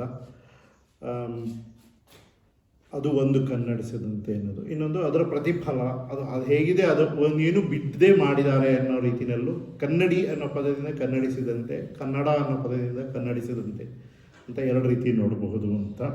ಮತ್ತು ಮೂಡಿರುವಳಿಲ್ಲಿ ತಾನು ಅಂದರೆ ಇದು ತಾನೇ ಅವಳೇ ಮೂಡ್ಕೊಂಡಿದ್ದಾಳೆ ಅಂತ. ಮೂಡಿಸಿರುವೆನು ನಾನು ಅಂತ ಹೇಳಿಲ್ಲ ಅವರು, ಬೇಂದ್ರೆಯವರು. ಮೂಡಿರುವಳಲ್ಲಿ ತಾನು ಅಂತ ಹೇಳಿದ್ದಾರೆ. ಅವಳೇ ಸರಸ್ವತಿ ತಾನಾಗೆ ಬಂದು ಮೂಡ್ಕೊಂಡಿದ್ದಾಳೆ ಅಂತ. ಅದು ಒಂದು ಚೆನ್ನಾಗಿದೆ ಅನ್ನಿಸ್ತು ತುಂಬ. ಅಲ್ಲಿಗೆ ಪೀಠಿಕೆ ಮುಗಿಯಿತು. ಈಗ ಮೇಘದೂತ ಪುಟ 12 ಓದ್ಕೊಂಡು ಹೋಗ್ತೀನಿ. ಎಲ್ಲಿ ಹೇಳಬೇಕಾದ್ರೆ ಏನಾರ ಹೇಳ್ತೀನಿ. ಕೆಲವು ಸಮಯ ಎಷ್ಟಾಯ್ತು ಮಾಡ್ಬೋದಾ? ನೋಡೋಣ, 20ರಿಂದ 20 ಮಾಡೋಣ ಅಥವಾ 15 ಮಾಡೋಣ, ನೋಡಿಕೊಂಡು ನಿಲ್ಲಿಸ್ಬೋದು. ಪ್ರಶ್ನೆ ಉತ್ತರ ಹೇಳೋಷ್ಟೆಲ್ಲ ಗೊತ್ತಿಲ್ಲ, ಆದರೆ ಪ್ರಯತ್ನ ಮಾಡ್ತೀನಿ. ಇಂಗ್ಲೀಷ್ ಎಲ್ಲಿ ಉತ್ತರ ಸಿಗ್ಬೋದು ಅಂತ ಹೇಳೋಷ್ಟು ತಿಳ್ಕೊಂಡಿದ್ದೀನಿ ಈಗ. ಅದರಿಂದ ಒಬ್ಬ ಯಕ್ಷ ತನ್ನೊಡೆಯನಿಂದ ನಲ್ಲೆಯನು ಅಗಲಿ ಬೆಂದು ಶಪಿತ ವರುಷವನು ಕಳೆಯಲಾಗದೆ ಮಹಿಮೆ ಕಳೆದುಕೊಂಡು ಜನಕತನೆಯ ಮಿಂದುದಕಗಳಲ್ಲಿ ತಣ್ಣೆಳಲ ಅಂಗಳಲ್ಲಿ ವಸತಿನಿಂದನೋ ರಾಮಗಿರಿಯ ಪುಣ್ಯಾಶ್ರಮಗಳಲ್ಲಿ ಅಂತ. ಇಲ್ಲಿ ಇವರು ಇಲ್ಲಿ ರಾಮಗಿರಿ ರಾಮಟೇಕ್ ಅಂತ ಅದು ಎಲ್ಲಿ ಅಂತ ಆ್ಯಕ್ಚುಲಿ ಇನ್ನೂ ಸರಿಯಾಗಿ ನಿರ್ಧಾರ ಮಾಡೋದಕ್ಕಾಗಿಲ್ಲ. ಬೇಕಾದಷ್ಟು ಜನ ಬೇರೆ ಬೇರೆ ರೀತಿ ಹುಡುಕಿದ್ದಾರೆ ಎಲ್ಲಿದ್ದಿರಬಹುದು ಅದು ಅಂತ. ಆಮ್ರಕೂಟ ಈ ನದಿ ಎಲ್ಲ ಬರೋದರಿಂದ ಅದನ್ನು ಸುಮಾರಾಗಿ ಒಂದು ಗುರುತು ಮಾಡಿದ್ದಾರೆ. ಈ ಪುಸ್ತಕದಲ್ಲಿ, ಕನ್ನಡ ಪುಸ್ತಕದಲ್ಲಿ ಅದರದ್ದು ಒಂದು ಮ್ಯಾಪು ಕೊಟ್ಟಿದ್ದಾರೆ, ಎಲ್ಲಿದೆ ಆ ರಾಮಗಿರಿ ಅನ್ನೋದು ಸುಮಾರಾಗಿ ಅಂತ. ಅಲ್ಲಿ ಮತ್ತೆ ರಾಮ ಓಡಾಡಿದ್ದ ಅನ್ನೋ ಕಥೆ ಎಲ್ಲ ಇದೆ, ಆದ್ದರಿಂದ ಅದಕ್ಕೆ ರಾಮಗಿರಿ ಅಂತ ಹೆಸರು. ಅವನು ನಡೆದಾಡಿದ್ದ, ಅವನ ಕಾಲು ಅಲ್ಲೆಲ್ಲೋ ಇದೆ, ಒಂದು ರಾಮಚರಣ್ ಅಂತ ಒಂದು ಹಳ್ಳಿ ಇದೆ, ಆ ಥರ ಏನೇನೋ ಇದೆ, ಕಥೆಗಳು ಬೇಕಾದಷ್ಟು ಮಾಡಿದ್ದಾರೆ ಎಲ್ಲರೂ. ಆ ಲೆಕ್ಕಕ್ಕೆ ಇಲ್ಲೇ ರಾಮನಗರದ ಹತ್ರನೂ ಒಂದು ಬೆಟ್ಟ ಇದೆ, ರಾಮನ ಬೆಟ್ಟ ಅಂತ. ಅಲ್ಲೂ ಸೀತೆ ಸ್ನಾನ ಮಾಡಿದ್ಲು ಅಂತ ಒಂದು ಕೊಳ ತೋರಿಸ್ತಾರೆ. ಇದೇ ಜ್ಞಾಪಕ ಬಂತು. ಹೀಗೆ ಅಕ್ಷರಶಃ ಇದನ್ನೇ ಹೇಳಿದ್ದಾರೆ, ಎಲ್ಲೂ ಓಡಾಡಿದ್ರು ರಾಮ ಸೀತೆ ಸ್ನಾನ ಮಾಡಿದ್ದು ಇಲ್ಲಿ ಅಂತಲೇ ತೋರಿಸಿ ಅದನ್ನು ತಲೆಗೆ ಹಾಕ್ಕೋಬೇಕು ನೀರನ್ನು ಅಂತ. ಚೆನ್ನಾಗಿದೆ ಕತೆ, ಕೇಳೋದಕ್ಕೆ ಒಂದು ಭಕ್ತಿ ಬರುತ್ತೆ. ಅಲ್ಲಿ ರಾಮಂದು ದೇವಸ್ಥಾನ ಇದೆ, ಹೋಗೋದಕ್ಕೆ ತುಂಬ ಸಂತೋಷ ಆಗುತ್ತೆ. ಇವನು ಇಲ್ಲಿದ್ದಾನೆ ಅಂದರೆ ಏನಕ್ಕೆ ಕೆಲವು ವಿಷಯಗಳನ್ನು ಇಲ್ಲಿ ತರ್ತಾರೆ ಅಂತ. ಒಂದು, ಈ ಜಾಗದಲ್ಲಿ ಜನಕತನೆಯೇ ಮಿಂದ ಉದಕಗಳಿದೆ, ಅವಳು ಸ್ನಾನ ಮಾಡಿದಂಥ ಕೊಳಗಳು ಸರೋವರಗಳು ಇದೆ ಆ ಜಾಗದಲ್ಲಿ, ರಾಮಗಿರಿನಲ್ಲಿ. ಅಂದರೆ ಅದು ತುಂಬ ಪುಣ್ಯವಾದ ಸ್ಥಳ. ನಮಗೆ ಏನು ಹೇಳಲೇಬೇಕಾಗಿಲ್ಲ, ಸೀತೆ ಸ್ನಾನ ಮಾಡಿದ ಜಾಗಪ್ಪ ಅಂದರೆ ಯೋಚನೆ ಮಾಡದೆ ನಾವು ಯಾರೇ ಆದರೂ ಅದು ನೀರು ತೊಗೊಂಡು ತಲೆಗೆ ಹಾಕೋತೀವಿ. ಇದು ತುಂಬ reflex become part of us ಆ ಥರ. ಅದರಿಂದ ಆ ರೀತಿ ಪುಣ್ಯ ಇದೆ. ಹಾಗೆ ಸೀತೆ ಒಬ್ಬಳು ಕರ್ತವ್ಯ ನಿರತೆ ಅಂತ. ಗಂಡ ಹೊರಟ ಅಂದರೆ ಮತ್ತು ಎಲ್ಲ ಈಗಿನ ಲೆಕ್ಕಕ್ಕೆ ಎಲ್ಲ ಸಮ ಹಾಗೆ ಮಾಡಬಾರಿತ್ತು, ಹಾಗಲ್ಲ. ಅಂದಿನ ಕಾಲಕ್ಕೆ ಗಂಡ ಹೊರಟ ಕಾಡಿಗೆ ಅಂದರೆ ನಾನು ಬರ್ತೀನಿ ಅಂತ. ಅದು ರಾಮಾಯಣದ ಸಾಲು. ಅಗ್ರತಸ್ಥೆ ಗಮಿಷ್ಯಾಮಿ, ನಿನಗೆ ಮುಂಚೆ ನಾನು ಹೋಗ್ತೀನಿ ಅಂತ ಹೊರಟ್ಲು ಅಂತ. ಅವಳು ಕರ್ತವ್ಯ ನಿರತೆ. ಇವನ ಕತೆ ಹೇಳಬೇಕು ಅಂದರೆ ಯಕ್ಷಂದು ಬೇಕಾದಷ್ಟು ಕಥೆಗಳಿದೆ. ಈ 2-3 ಪದ್ಯ ಇಟ್ಕೊಂಡು ಸುಮಾರು ಕಥೆಗಳು ಕಟ್ಟಿದ್ದಾರೆ, ಯಾತಕ್ಕೆ ಅವನಿಗೆ ಶಾಪ ಬಂದಿರಬಹುದು ಅಂತ. ಅದು ತುಂಬ ಚೆನ್ನಾಗಿದೆ ಕಥೆಗಳು. ಒಂದು ಕಥೆಯಲ್ಲಿ ಹೇಳ್ತಾರೆ, ಅವನು ಕುಬೇರನಿಗೆ ಬಾಸು ಇಂದ್ರ, ದೇವೇಂದ್ರ, ಅವನು ಬಂದಿದ್ದ. ಇವನು ಯಕ್ಷ ಅವನ ತೋಟ ನೋಡ್ಕೊಳ್ಳೋನು, ಗಾರ್ಡ್ನರು, ಯಾರಿಗೆ? ಕುಬೇರನಿಗೆ. ಅವನ ಬಾಸ್ ಇಂದ್ರ ಒಂದು ಸಲ ಬಂದಿದ್ದಂತೆ ಅವನ್ನ ನೋಡ್ಕೊಂಡು ಹೋಗೋದಕ್ಕೆ. ಅಲಕಾನಗರಿ ಹೇಗಿದೆಯಪ್ಪ ಅಂತೆಲ್ಲ ವಿಚಾರಿಸ್ಕೊಂಡು ಹೋಗೋದಕ್ಕೆ. ಅವನು ಐರಾವತದ ಮೇಲೆ ಬಂದಿದ್ದ, ದೊಡ್ಡ ಆನೆ. ಅದು ಈ ತೋಟದೊಳಗಡೆ ಬಂದು ಓಡಾಡ್ಬಿಡ್ತಂತೆ, ಸ್ವಲ್ಪ ಹೂವು ಇವೆಲ್ಲ ಹಾಳು ಮಾಡಿಬಿಡ್ತು. ಇವನಿಗೆ ಈಗ ತೋಟದ ಮಾಲಿಗೆ ತಾಪತ್ರಯ ಏನು ಅಂದರೆ ಕಂಪ್ಲೇಂಟ್ ಮಾಡೋದ ಬೇಡವ ಅಂತ. ಯಾಕೆಂದರೆ ಬಾಸ್ದು ತೋಟ, ಅವನು ಬಾಸ್ದು ಆನೆ. ಅತ್ತ ದರಿ ಇತ್ತ ಪುಲಿ ಅಂತ ಯಾವ ಕಡೆ ಹೋದ್ರು. ಸೊ ಆದ್ದರಿಂದ ಏನು ಮಾಡಿದೆ, ಸುಮ್ಮನೆ ಇದ್ದ ಅವನು. ಆಮೇಲೆ ಇವನು ಕುಬೇರ ನೋಡಿಬಿಟ್ಟು ನನ್ನ ತೋಟನೆಲ್ಲ ಹಾಳು ಮಾಡಿದ್ಯಾ, ಹಾಳಾಗಿ ಹೋಗು ಅಂತ ಶಾಪ ಕೊಟ್ಟ ಅಂತ ಒಂದು ಕತೆ. ಇನ್ನೊಂದು ಕತೆ, ನೀನು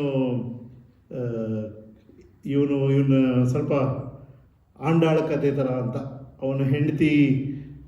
ಅವನ ಹೆಂಡತಿಗೆಲ್ಲಾನು ಮೊದಲು ಹಾರ ಮಾಡಿ ಹಾಕಿ ಆಮೇಲೆ ತೊಗೊಂಡು ಕುಬೇರನ ಕೊಡ್ತಾ ಇದ್ದ. ನನ್ನ ತೋಟದ ಹೂವನ್ನೆಲ್ಲ. ಕುಬೇರ ದೊಡ್ಡ ಶಿವನ ಭಕ್ತ, ಆಮೇಲೆ ಶಿವನಿಗೆ ಹಾಕ್ತಾ ಇದ್ದ. ಒಂದಿನ ಹೇಗೋ ಗೊತ್ತಾಗ್ಬಿಡ್ತು, ಕುದುರೆ ಸಿಕ್ತೋ ಏನೋ. ಹಾರದಲ್ಲಿ ಗೊತ್ತಾಗಿ ನಿನ್ನ ಹೆಂಡತಿಗೆ ಹಾಕಿದ್ದ ಹಾರನ ಶಿವನಿಗೆ ಹಾಕಕ್ಕೆ ಕೊಡ್ತಾ ಇದೆಯಾ ಅಂತ ಹೇಳಿ ಶಾಪ ಕೊಟ್ಟ. ನಿನ್ನ ಹೆಂಡತಿಯಿಂದ 1 ವರ್ಷ ದೂರ ಆಯಿತು ನೀನು ಹೋಗಿ ಅಂತ ಒಂದು ಕತೆ. ಹೀಗೆ ತುಂಬ ಏನು ಹೇಳ್ತಾರೆ, ತುಂಬ ಸುಂದರವಾದ ಕಥೆಗಳನ್ನು ಮಾಡಿದ್ದಾರೆ. ಹಾಗಾಗಿ ಅವನು ಕರ್ತವ್ಯ ಭ್ರಷ್ಟತೆಯಿಂದ ಕರ್ತವ್ಯನ ಬಿಟ್ಟಿದ್ದರಿಂದ ಅವನು ಇಲ್ಲಿಗೆ ಬಂದ.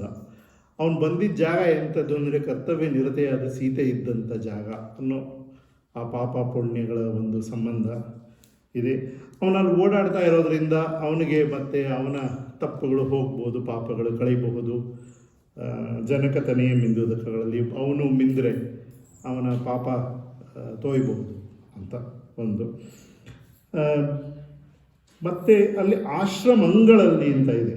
ಇಲ್ಲಿ ಕೆಲವು ಪದಗಳು ಇದು ಮೂಲದಲ್ಲೂ ಇದೆ, ಅದನ್ನು ಹಾಗೆ ತಗೊಂಡಿದ್ದಾರೆ. ಆದರೆ ತುಂಬ ಚೆನ್ನಾಗಿ ಇಲ್ಲಿ ಕನ್ನಡದಲ್ಲಿ ಬಂದಿದೆ. ತಣ್ಣೆಲ್ಲ ಅಂಗಳಲ್ಲಿ ಅಂತ. ಅಲ್ಲಿ ತುಂಬ ನೆರಳಿರುವಂಥ ಮರಗಳು ತುಂಬ ಇದ್ದವು ಅಲ್ಲಿ ಬೇಕಾದಷ್ಟು. ಅದು ಯಾವ ಮರ ಇರಬಹುದು ಅಂತೆಲ್ಲ ಲೆಕ್ಕ ಹಾಕಿದ್ದಾರೆ. ಯಾವ ಮರದಲ್ಲಿ ಅಷ್ಟು ಸ್ನಿಗ್ಧ ಛಾಯೆ ಇರಬಹುದು ಅಂತ. ಅಷ್ಟೆಲ್ಲ ಇದ್ದರೂ ಅವನು ಒಂದು ಕಡೆ ಇರಲಿಲ್ಲ, ಆಶ್ರಮಗಳಲ್ಲಿ ಬೇರೆ ಬೇರೆ ಕಡೆ ಇದ್ದ ಅವನು ಅಂತ. ಆಶ್ರಮೇಶು ಅಂತ ಬಹುವಚನ ಇದೆ. ಯಾಕೆ ಅಂದರೆ ಹೆಂಡತಿನ ಬಿಟ್ಟಿದ್ದಾನೆ, ವಿರಹ. ಒಂದು ಕಡೆ ಇರೋಕ್ಕಾಗಲ್ಲ. ಎಷ್ಟು ಚೆನ್ನಾಗಿದೆ, ಕೊಳ ಇದೆ, ಸರೋವರ ಇದೆ, ಸೂರ್ಯೋದಯ ಇದೆ, ಸೂರ್ಯಾಸ್ತ ಇದೆ, ಕಾಡಿದೆ, ಹಣ್ಣಿದೆ, ಹೂವಿದೆ, ಹಕ್ಕಿಗಳಿದೆ, ಎಲ್ಲ ಇದ್ರೂ ಹೆಂಡತಿ ಇಲ್ಲ ಜೊತೆಗೆ. ಅದರಿಂದ ಅವನು ಒಂದು ಕಡೆ ಇರೋಕ್ಕೆ ಆಗಿಲ್ಲ ಅನ್ನೋದು. ಮತ್ತು ಇಲ್ಲಿ ರಾಮನ ವಿರಹ ಅವನು ಹಾಗೆ ಪಾಡ್ಪಟ್ಟಿದ್ದಾನೆ ಅನ್ನೋದಕ್ಕೊಂದು ಕಂಪ್ಯಾರಿಸನ್ನು. ಅಷ್ಟೇ ಅಲ್ಲದೆ ಇವನು ಯಕ್ಷ ಆದರೂ ಒಬ್ಬಳೇ ಹೆಂಡತಿಗೆ ಬದ್ಧನಾಗಿದ್ದಾನೆ ಅನ್ನೋದು ಒಂದು ರೀತಿಯಲ್ಲಿ ತೋರಿಸಿದ್ದಾರೆ. ಸಾತಿವ್ರತ್ಯ ಅಂತ ಹೇಳ್ಬೋದು, ಆ ಪದ ಬಳಸಿದ್ದಾರೆ. ಆ ಏಕಪತ್ನಿ ವ್ರತಸ್ಥ ಅನ್ನೋದನ್ನು ತೋರಿಸೋದಕ್ಕೋಸ್ಕರ ಅವನು ಅಷ್ಟು ವಿರಹದಿಂದ ಇದ್ದ, ಅಷ್ಟು ಒದ್ದಾಡ್ತಾ ಇದ್ದ ಅನ್ನೋದನ್ನು ಇಲ್ಲಿ. ಅಗಲಿ ಇದ್ದರೂ ಆಸೆಗೊಂಡಿರಲು ಗಿರಿಯೊಳಿಂತು ಇಂತು, ಕೆಲವೇ ತಿಂಗಳಲ್ಲಿ ಚಿನ್ನ ಕಡಗ ಮೊಳ ಕೈಗೆ ಸರಿದು ಬಂತು, ಕಾರ ಹುಣ್ಣಿಮೆಯ ಮಾರನೆಯ ದಿನವೇ ಮೋಡ ಕೋಡನಪ್ಪಿ, ಕಂಡಿ ತೊಡ್ಡ ನೊಡ ದಿಕ್ಕಿಯಾಡುವ ಆನೆ ಬೆಡಗ ನೊಪ್ಪಿ. ಇಲ್ಲಿ ಕಡಗ ಹಾಕ್ಕೊಂಡಿರ್ತಿದ್ರಲ್ಲ ಎಲ್ಲ ಹಿಂದೆ ಎಲ್ಲರೂ, ಗಂಡು ಹೆಣ್ಣು ಅಂತ ಏನು ವ್ಯತ್ಯಾಸ ಇರಲಿಲ್ಲ. ಆದರೆ ಊಟ ಗೀಟ ಸರಿಗೆ ಮಾಡದೇ ಇದ್ದಾಗ ಸಣ್ಣ ಆಗ್ತೀವಿ. ಇಲ್ಲಿ ಹಾಕ್ಕೊಂಡಿದ್ದಿದ್ದು ಇಲ್ಲಿ ಮೊಳಕೈ ಅಂದರೆ ಇದು ಇಲ್ಲಿವರೆಗೆ ಬಂದುಬಿಡ್ತು ಅಂತ. ಸಣ್ಣ ಆಗಿಬಿಟ್ಟಿದ್ದಾನೆ ಪಾಪ. ಒಂದು 8 ತಿಂಗಳಾಗಿದೆ ಸುಮಾರಾಗಿ, ಲೆಕ್ಕ ಹಾಕಿ ಅದನ್ನು ಲೆಕ್ಕ ಹಾಕಿದ್ದಾರೆ ಕಷ್ಟಪಟ್ಟು, ಬೇಕಾದಷ್ಟು ತರ್ಕ ಮಾಡಿ. 8 ತಿಂಗಳಾಗಿದೆ ಸುಮಾರಾಗಿ. ಸರಿಯಾಗಿ ತಿಂದಿಲ್ಲ, ಸಣ್ಣ ಆಗಿರೋದ್ರಿಂದ ಇಲ್ಲಿಗೆ ಬಂದಿದೆ, ಮೊಣಕೈಗೆ ಬಂದಿದೆ ಕಡಗ ಅಂತ. ಮತ್ತು ಇದು ಮೋಡ ಆ ಜಾಗದಲ್ಲಿ ಭೂಪ್ರದೇಶದಲ್ಲಿ ಆಗ ಬರುತ್ತೆ ಅನ್ನೋದಕ್ಕೂ ಇದು ಒಂದು ಸಂಬಂಧ ಇದೆ. ಆಷಾಢದ ಮೊದಲನೇ ದಿನ ಆರಂಭ ಆಯಿತು ಅಂತ. ಕಾರ ಹುಣ್ಣಿಮೆ ಅನ್ನೋದಕ್ಕೆ ಅಲ್ಲಿ ಜ್ಯೇಷ್ಠ ಹುಣ್ಣಿಮೆ ಅಂತ.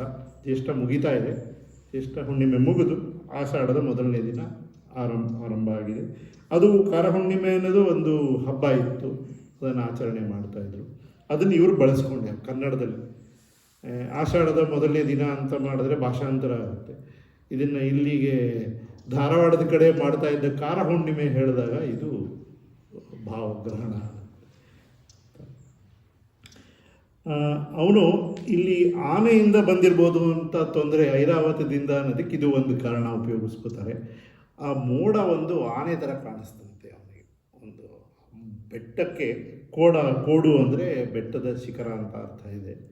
ಕೋಡನ್ನು ಅಪ್ಪಿ ಮೋಡ ಅದು ಡಿಕ್ಕಿ ಆನೆ ಒಂದು ಸುಮಾರು ಸಲ ನೆಲಕ್ಕೆ ಅದರ ಕೊಂಬಿಂದ ಗುದ್ದುತ್ತಂತೆ ಬೆಟ್ಟದ ಹತ್ರ ಎಲ್ಲ. ಆ ಥರ ಆಡ್ತಾ ಇದ್ದಂಗೆ ಅವನಿಗೆ ಕಾಣಿಸ್ತಿತ್ತು. ಅದು ಆನೆ ನೋಡ್ದಂಗೆ ಆಯಿತು ಅಂತ ಬೆಚ್ಚಿ ಬಿದ್ದ, ಅಯ್ಯೋ ಇಲ್ಲೊಂದು ಆನೆ ಬಂದುಬಿಡ್ತೇನಪ್ಪ ಅಂತ. ಆ ಒಂದು ಆನೆ ಬಂದಿದ್ದು ಐರಾವತ ಬಂದಾಗ 1 ವರ್ಷ ಓಡಿ ಬಂದೆ, ಮತ್ತೆ ಇನ್ನೇನಪ್ಪ ಅಂತ. ಅದನ್ನು ಆದರೆ ಅದು ಚೆನ್ನಾಗೂ ಕಾಣಿಸ್ತಾ ಇದೆ, ಬೆಡಗನೊಪ್ಪಿ ಅಂತ ಆನೆ ಥರ ಕಾಣಿಸ್ತಾ ಇದೆ ಅಂತ. ಆದರೆ ಇವನೇನು ಅಂದರೆ ಈ ಮೋಡ ಆನೆ ಥರ ಕಾಣಿಸ್ತಾ ಇದೆ, ಒಂದು ಆನೆ ಬಂದು ತೊಂದರೆ ಬಂತು, ಈಗ ಮೋಡನೇ ಉಪಯೋಗಿಸ್ಕೊಳ್ಳೋಣ ಅನ್ನೋ ಒಂದು ಮನಸ್ಸು ಮಾಡಿರ್ಬೋದು ಅಂತ. ಏಕೆಂದರೆ ನಾಟಿಯೆಸ್ಟ್ ಬಾಯ್ನ ಮಾನಿಟ್ರ್ ಮಾಡ್ತಾ ಇದ್ದಾರೆ, ಆ ಥರ ಅವ್ರ ಕೈಗೆ ಕೆಲಸ ಕೊಟ್ಟುಬಿಡೋದು ಅಂತ. ಸೊ ಮೋಡ ನೋಡಿ ಮನಸಾಗಿ ನಿಂತನು ಹೇಗೋ ಏನೋ ಕಂಡು ರಾಜರಾಜನನು ಚರನು ಇದ್ದ ಕಣ್ಣೀರ ನುಂಗಿಕೊಂಡು. ರಾಜರಾಜ ಅಂದರೆ ಕುಬೇರ ಅಂತ, ಅದೇ ಸಂಸ್ಕೃತದ ಪದ. ಮೋಡ ಕಂಡೊಡನೆ ಬೇರೆ ಬಗೆಯಹುದು ಸುಖಿಗೆ ಎಂತೋ ಏಕೋ ಕೊರಳ ಗೆಳತಿ ದೂರುಳಿದ ಮೇಲೆ ಆ ಗತಿಯ ಹೇಳಲೇಕು. ಇಲ್ಲಿ ಬರ್ತಾ ಇದೆ. ಇಲ್ಲಿ ಏನು ಅಂದರೆ ಇವನು ಕಣ್ಣೀರು ನುಂಗ್ಕೊಂಡಿದ್ದಾನೆ. ಸುಖಿಗೇನೆ, ಸಂತೋಷವಾಗಿರೋವನಿಗೇನೆ ಮೋಡ ನೋಡಿದ್ರೆ ಒಂಥರ ಆಗುತ್ತೆ. ಒಬ್ಬೊಬ್ರಿಗೂ ಒಂದೊಂದು ಥರ ಆಗುತ್ತೆ. ಕೆಲವರು ಪೇಂಟ್ ಮಾಡ್ಬೋದು, ಹಾಡು ಹೇಳ್ಬೋದು, ನವಿಲು ಕುಣಿಯುತ್ತೆ. ಹೀಗೆ ಒಬ್ಬೊಬ್ರಿಗೂ ಒಂದೊಂದು ಮೋಡ ನೋಡಿದಾಗ ಮನಸ್ಸು ಒಂದು ಸ್ವಲ್ಪ ಚಂಚಲವಾಗುತ್ತೆ. ಸುಖಿಯಾಗಿ ನೆಮ್ಮದಿಯಾಗಿರೋರಿಗೆ ಹಾಗಿರುವಾಗ ಕೊರಳ ಗೆಳತಿ, ಕ್ಲೋಸ್ ಫ್ರೆಂಡ್ ಅಂತ, ಗಳಸ್ಯ ಕಂಠಸ್ಯ ಅಂತ ಒಂದು ಪದ ಬಳಸ್ತಿದ್ವಿ. ಅಂಥ ಗೆಳತಿಯನ್ನು ಅವಳೇ ದೂರ ಉಳಿದಿರುವಾಗ ಇವನ ಗತಿ ಏನು ಹೇಳೋದು ಅಂತ. ಭಾಷೆಯನ್ನು ಕಲಿಯೋರಿಗೆ ಇಲ್ಲಿ ಅರ್ಥಾಂತರ ನ್ಯಾಸ ಅನ್ನೋ ಒಂದು ಅಲಂಕಾರ ಬಳಸಿದ್ದಾರೆ. ಈ ಸಾಲ ಮತ್ತೆ ಮತ್ತೆ ಎಲ್ಲಿ ಬೇಕಾದ್ರೆ ಬಳಸ್ಕೋಬೋದು. ಮೋಡ ಕಂಡೊಡನೆ ಬೇರೆ ಬಗೆಯೋದು ಸುಖಿಗ ಏನೋ ಅಂತ ಒಂದು ಇದು 2 ಲೈನ್ ತೊಗೊಂಡು ಎಲ್ಲಿ ಬೇಕಾದ್ರೆ ಉಪಯೋಗಿಸ್ಕೋಬೋದು ನೀವು. ಮೋಡ ನೋಡಿದಾಗ ಸುಖಿಯಾಗಿರೋರೇ ಏನು ಬೇಕಾರೆ ಎಂಥವ್ರಿಗೂ ಒಂಥರ ಮನಸ್ಸು ಚಂಚಲ ಆಗುತ್ತೆ. ಇನ್ನು ಕೊರಳಗಳತಿ ದೂರುಳಿದ ಮೇಲೆ ಅಂಥವ್ರ ಕತೆ ಏನು ಅನ್ನೋ 2 ಸಾಲನ್ನು ಎಲ್ಲಿ ಬೇಕಾದ್ರೆ ಜನರಲೈಸ್ಡ್ ಸ್ಟೇಟ್ಮೆಂಟ್, ಅದನ್ನು ಅರ್ಥಾಂತರ ನ್ಯಾಸ ಅಂತ ಹೇಳ್ತಾರೆ ಸಂದರ್ಭಕ್ಕೆ. ಸಂಸ್ಕೃತದನ್ನು ಆದಷ್ಟು ಹೇಳ್ತಾ ಇಲ್ಲ ನಾನು, ಯಾಕೆಂದರೆ ಅದಕ್ಕೆ ಹೋದರೆ ಮತ್ತೆ ಅಲ್ಲಿಗೆ ಟೈಮ್ ಸಾಕಾಗೋಲ್ಲ ಅಂತ ಹೋಗ್ತಾ ಇಲ್ಲ. ಯಾಕೆಂದರೆ ಸಂಸ್ಕೃತದಲ್ಲೂ ತುಂಬ ಚೆನ್ನಾಗಿದೆ ಇದು. ಆದರೆ ಕನ್ನಡದ ಸೌಂದರ್ಯ ಒಂದು ಸುಲಲಿತವಾಗಿ ಸರಳವಾಗಿ ಮಾಡಿಬಿಟ್ಟಿದ್ದಾರೆ. ಅದರಿಂದ ಆ ಸಂತೋಷಕ್ಕೆ ಆ ಕಡೆಗೆ ಹೋಗ್ತಾ ಇಲ್ಲ ನಾನು, ಇಲ್ಲೇ ಆದಷ್ಟು ಉಳ್ಕೊಂಡು. ಯಾಕೆಂದರೆ ಕೊರಳ ಗೆಳತಿ ಅನ್ನೋಕ್ಕಿಂತ ಕನ್ನಡ ಪದಗಳು ಸಿಗೋದಿಲ್ಲ. ಬಂತು ಶ್ರಾವಣ ಎಂತು ಬದುಕುವಳು ಮಡದಿ ಜೀವ ಉಳಿಸಿ ಮೋಡದೊಡನೆ ತನ್ನೊಳಿತಿ ನೊಸಗೆಯನ್ನು ಅಂತೆ ಕಳಿಸಲೆಳೆಸಿ. ಇದಕ್ಕಿಂತ ಕನ್ನಡ ಇನ್ನು ಬಳಸೋಕ್ಕಾಗಲ್ಲ ಅನಿಸುತ್ತೆ. ಹೊಸಗೆ ಎಳಸಿ ಕಳಿಸಲು ತನ್ನ ಒಳಿತು, ಆ ಥರ ಪದಗಳು. ಬೆಟ್ಟ ಮಲ್ಲಿಗೆಯ ಹೊಚ್ಚ ಹೂವಿನೊಡ ಕಾಲ ನೀರ ನೀಡಿ ಇದಿರುಗೊಂಡು ಬರ ಮಾಡಿಕೊಂಡ ಒಲಿದೊಲಿವ ಮಾತನಾಡಿ. ಶ್ರಾವಣ ಬಂತು, ಇಲ್ಲಿ ಇನ್ನು ಹೆಂಡತಿ ಹೇಗೆ ಬದುಕ್ತಾಳೋ ಅಂತ ಇವನು ಯೋಚನೆ ಇದೆ. ಈಗ ಆಷಾಢ ಬಂದಿದೆ, ಮೋಡ ಕಂಡಿದೆ ಅಲ್ಲಿ ಅವನಿಗೆ. ಅವನು ತನ್ನ ಒಳಿತಿನ ಹೊಸಗೆಯನ್ನು, ತಾನು ಚೆನ್ನಾಗಿದ್ದೀನಿ ಒಳಿತಿನ ಹೊಸಗೆಯನ್ನು ಹೆಂಡತಿಗೆ ಕಳಿಸೋದಕ್ಕೆ ಮೋಡಕ್ಕೆ ಹೇಳಬೇಕು ಅಂತ ಇದಿರುಗೊಂಡು ಬರಮಾಡಿಕೊಂಡ ಆ ಮೋಡವನ್ನು. ಅದಕ್ಕೆ ಇಲ್ಲಿ ತುಂಬ ಚೆನ್ನಾಗಿ ಏನು ಹೇಳಿದ್ದಾರೆ ಅಂದರೆ, ಅದಕ್ಕೆ ಸಂಸ್ಕೃತದಲ್ಲಿ ಅರ್ಘ್ಯ ಅಂತ ಪದ ಬಳಸಿದ್ದಾರೆ, ಕೈ ನೀರು ಅಂತ. ಪಾದ್ಯ ಅಂದರೆ ಕಾಲು ನೀರು. ಅವರು ಅದನ್ನು ಸ್ವಲ್ಪ ಇಂಟರ್ಚೇಂಜ್ ಮಾಡ್ಕೊಂಡಿದ್ದಾರೆ. ಯಾರೇ ಒಬ್ಬರನ್ನು ಕರೆದು, ಅತಿಥಿ ಅಥವಾ ಯಾರನ್ನೇ ಆದರೂ ಒಬ್ಬರನ್ನ ಒಂದು ಸಹಾಯ ಕೇಳಬೇಕಿದ್ರೆ, ಹಿಂದೆ ಎಲ್ಲ ಮನೆಗೆ ಬಂದವರು ಕೈಕಾಲು ತೊಳೆಯೋಕ್ಕೆ ನೀರು ಕೊಟ್ಟು ಬನ್ನಿ ಕೂತ್ಕೊಳ್ಳಿ ಅಂತ ಪಾನಕನೋ ಕಷಾಯನೋ ಕೊಟ್ಟು, ಬೆಲ್ಲ ಕೊಟ್ಟು ಆಮೇಲೆ ವಿಷಯ ಹೇಳೋದು. ಅದರಿಂದ ಅರ್ಘ್ಯ ಕೊಡೋಕ್ಕೆ ಇಲ್ಲಿ ಇವರು ಪಾದ್ಯ ಅಂತ ಬಳಸಿದ್ದಾರೆ. ಕಾಲ ನೀರು ಅಂತ, ಕಾಲು ನೀರು ಕೊಟ್ಟು ಮೋಡಕ್ಕೆ ಕೇಳ್ಕೊತಾ ಇದ್ದಾನೆ ಅಂತ. ಆದರೆ ಮೋಡ ಅನ್ನೋದೇ ನೀರಿನಲ್ಲೇ ಮಾಡಿರೋದು. ಅವನ ಹೆಸರೇ ಜಲದ ಅಂತ, ಮೋಡಕ್ಕೆ ಇನ್ನೊಂದು ಪದ. ಸೊ ನೀರಿಗೆ ನೀರನ್ನು ಹೇಗೆ ಕೊಡೋದು? ಆದ್ದರಿಂದ ಅಲ್ಲೇ ಬೆಳೆದಿತ್ತಂತೆ ಕುಟಜ ಅಂತ, ಮಲ್ಲಿಗೆ ಬೆಳೆದಿತ್ತು ಚೆನ್ನಾಗಿರೋದು ಪಕ್ಕದಲ್ಲೇ. ಅದನ್ನು ಕಿತ್ಕೊಂಡು ಅದರ ಕಾಲು ನೀರು, ಅದನ್ನೇ ಕಾಲು ನೀರು ಥರ ತೊಗೊಳಪ್ಪ ಇದನ್ನ ಅಂತ ಕೊಟ್ಟ ಅಂತ. ಅದು ತುಂಬ ಚೆನ್ನಾಗಿದೆ ಅನಿಸುತ್ತೆ. ಅದಕ್ಕಿಂತ ಇನ್ನು ಸುಂದರವಾಗಿ ಹೇಳೋಕ್ಕಾಗಲ್ಲ. ಅದನ್ನು ಮತ್ತೆ ಇವರು ಬೆಟ್ಟ ಮಲ್ಲಿಗೆ ಅಂತ ಬಳಸ್ತಾರೆ ಕುಟಜ ಅನ್ನೋದನ್ನು. ಇದಕ್ಕೋಸ್ಕರನೇ ಈ ಕನ್ನಡ ಮೇಘದೂತನ ನಾನು ಮತ್ತೆ ಮತ್ತೆ ಓದೋದು ಏನಕ್ಕೆ ಅಂದರೆ, ಕನ್ನಡ ಮತ್ತೆ ಮತ್ತೆ ಬರುತ್ತೆ ಅಂತ. ಎಷ್ಟು ಚೆನ್ನಾಗಿರೋ ಕನ್ನಡ ಬರುತ್ತೆ ಅಂತ. ಗಾಳಿ ನೀರು ಉಗಿ ಬೆಂಕಿ ಗೂಡಿ ಆಗಿರುವ ಮೇಘವೆತ್ತ, ಎತ್ತ ಮಾತುಗಳು ಮೋಡ ಜೀವವೇ ಏನೋ ಎತ್ತೋ ಚಿತ್ತ ಭೇದವೆಣಿಸದೆ ಕಂಡ ಮೋಡವನೆ ಬೇಡಿಕೊಂಡ ತಾನು ಜಡವೋ ಚೇತನವೋ ಬಯಕೆ ಮರುಳರಿಗೆ ಯಾವ ವಸ್ತುವೇನು. ಇದು ಮತ್ತೆ ತುಂಬ ಎಲ್ಲ ಕಡೆ ಬಳಸುವಂಥ ಒಂದು ಅರ್ಥಾಂತರ ನ್ಯಾಸ ಇದೆ. ಅದು ಕನ್ನಡದಲ್ಲೂ ತುಂಬ ಚೆನ್ನಾಗಿ ಮಾಡಿದ್ದಾರೆ. ಕನ್ನಡದಲ್ಲೂ ಇದನ್ನೇ ಬಳಸ್ಕೋಬೋದು. ಕಾಮಾರ್ಥಾದಿ ಪ್ರಕೃತಿ ಚೇತನ ಚೇತನೇಶು ಅಂತ ಎಲ್ಲರೂ ಬಳಸ್ತಾರೆ. ಕಾಮದಿಂದ ಅಥವಾ ಬಯಕೆಯಿಂದ ಮುರುಳರಾಗಿರೋವರಿಗೆ ಜಡವೇನು ಚೇತನವೇನು ಎಲ್ಲದರ ಜೊತೆನೂ ಮಾತಾಡ್ತಾರೆ ಅಂತ. ಈಗ ಅದನ್ನೇ ಎಲ್ಲೋ ಯಾವುದೋ ಏಕ್ ದುಜೆ ಕಲಿನ ಯಾವುದೋ ಸಿನಿಮಾ ಜ್ಞಾಪಿಸ್ಕೊತಿದ್ದೆ. ಕಣ್ ಕಡೆ ಮಾತಾಡ್ತಾ ನಿಂತಿರ್ತಾನೆ ಅವನು ಅಂತ. ಆ ಥರ ಈ ಸಾಲನ್ನು ಅದು ಹೇಳ್ತಾ ಇದೆ. ಗಾಳಿ ನೀರು ಹೋಗಿ ಬೆಂಕಿ ಅದನ್ನು ಹೇಳಿದೆ ಆಗಲಿ ಬೇಗ 4ರಿಂದ ಆಗಿದೆ ಅಂತ. ಎತ್ತ ಮಾತುಗಳು, ಮಾತನ್ನು ಮೋಡ ತೊಗೊಂಡು ಹೋಗೋಕ್ಕಾಗತ್ತಾ? ಮೋಡಕ್ಕೆ ಜೀವ ಇದೆಯಾ ಅನ್ನೋ ಪ್ರಶ್ನೆ ಅಷ್ಟಿಗೆ ಬಿಡೋದು. ಆದರೆ ಇವನು ಭೇದವೆಣಿಸದೆ ಕಂಡ ಮೋಡವನ್ನೇ ಬೇಡಿಕೊಂಡ ತಾನು ಜಡವ ಚೇತನವು ಬಯಕೆ ಮರುಳರಿಗೆ ಯಾವ ವಸ್ತುವೆ.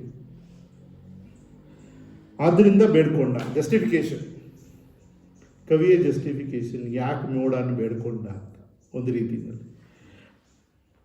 ಪುಷ್ಕರಾದಿ ಇಲ್ಲಿಂದ ಮುಂದಕ್ಕೆ ಇವನು ಮಾತಾಡೋದು, ಯಕ್ಷ ಮಾತಾಡೋದು.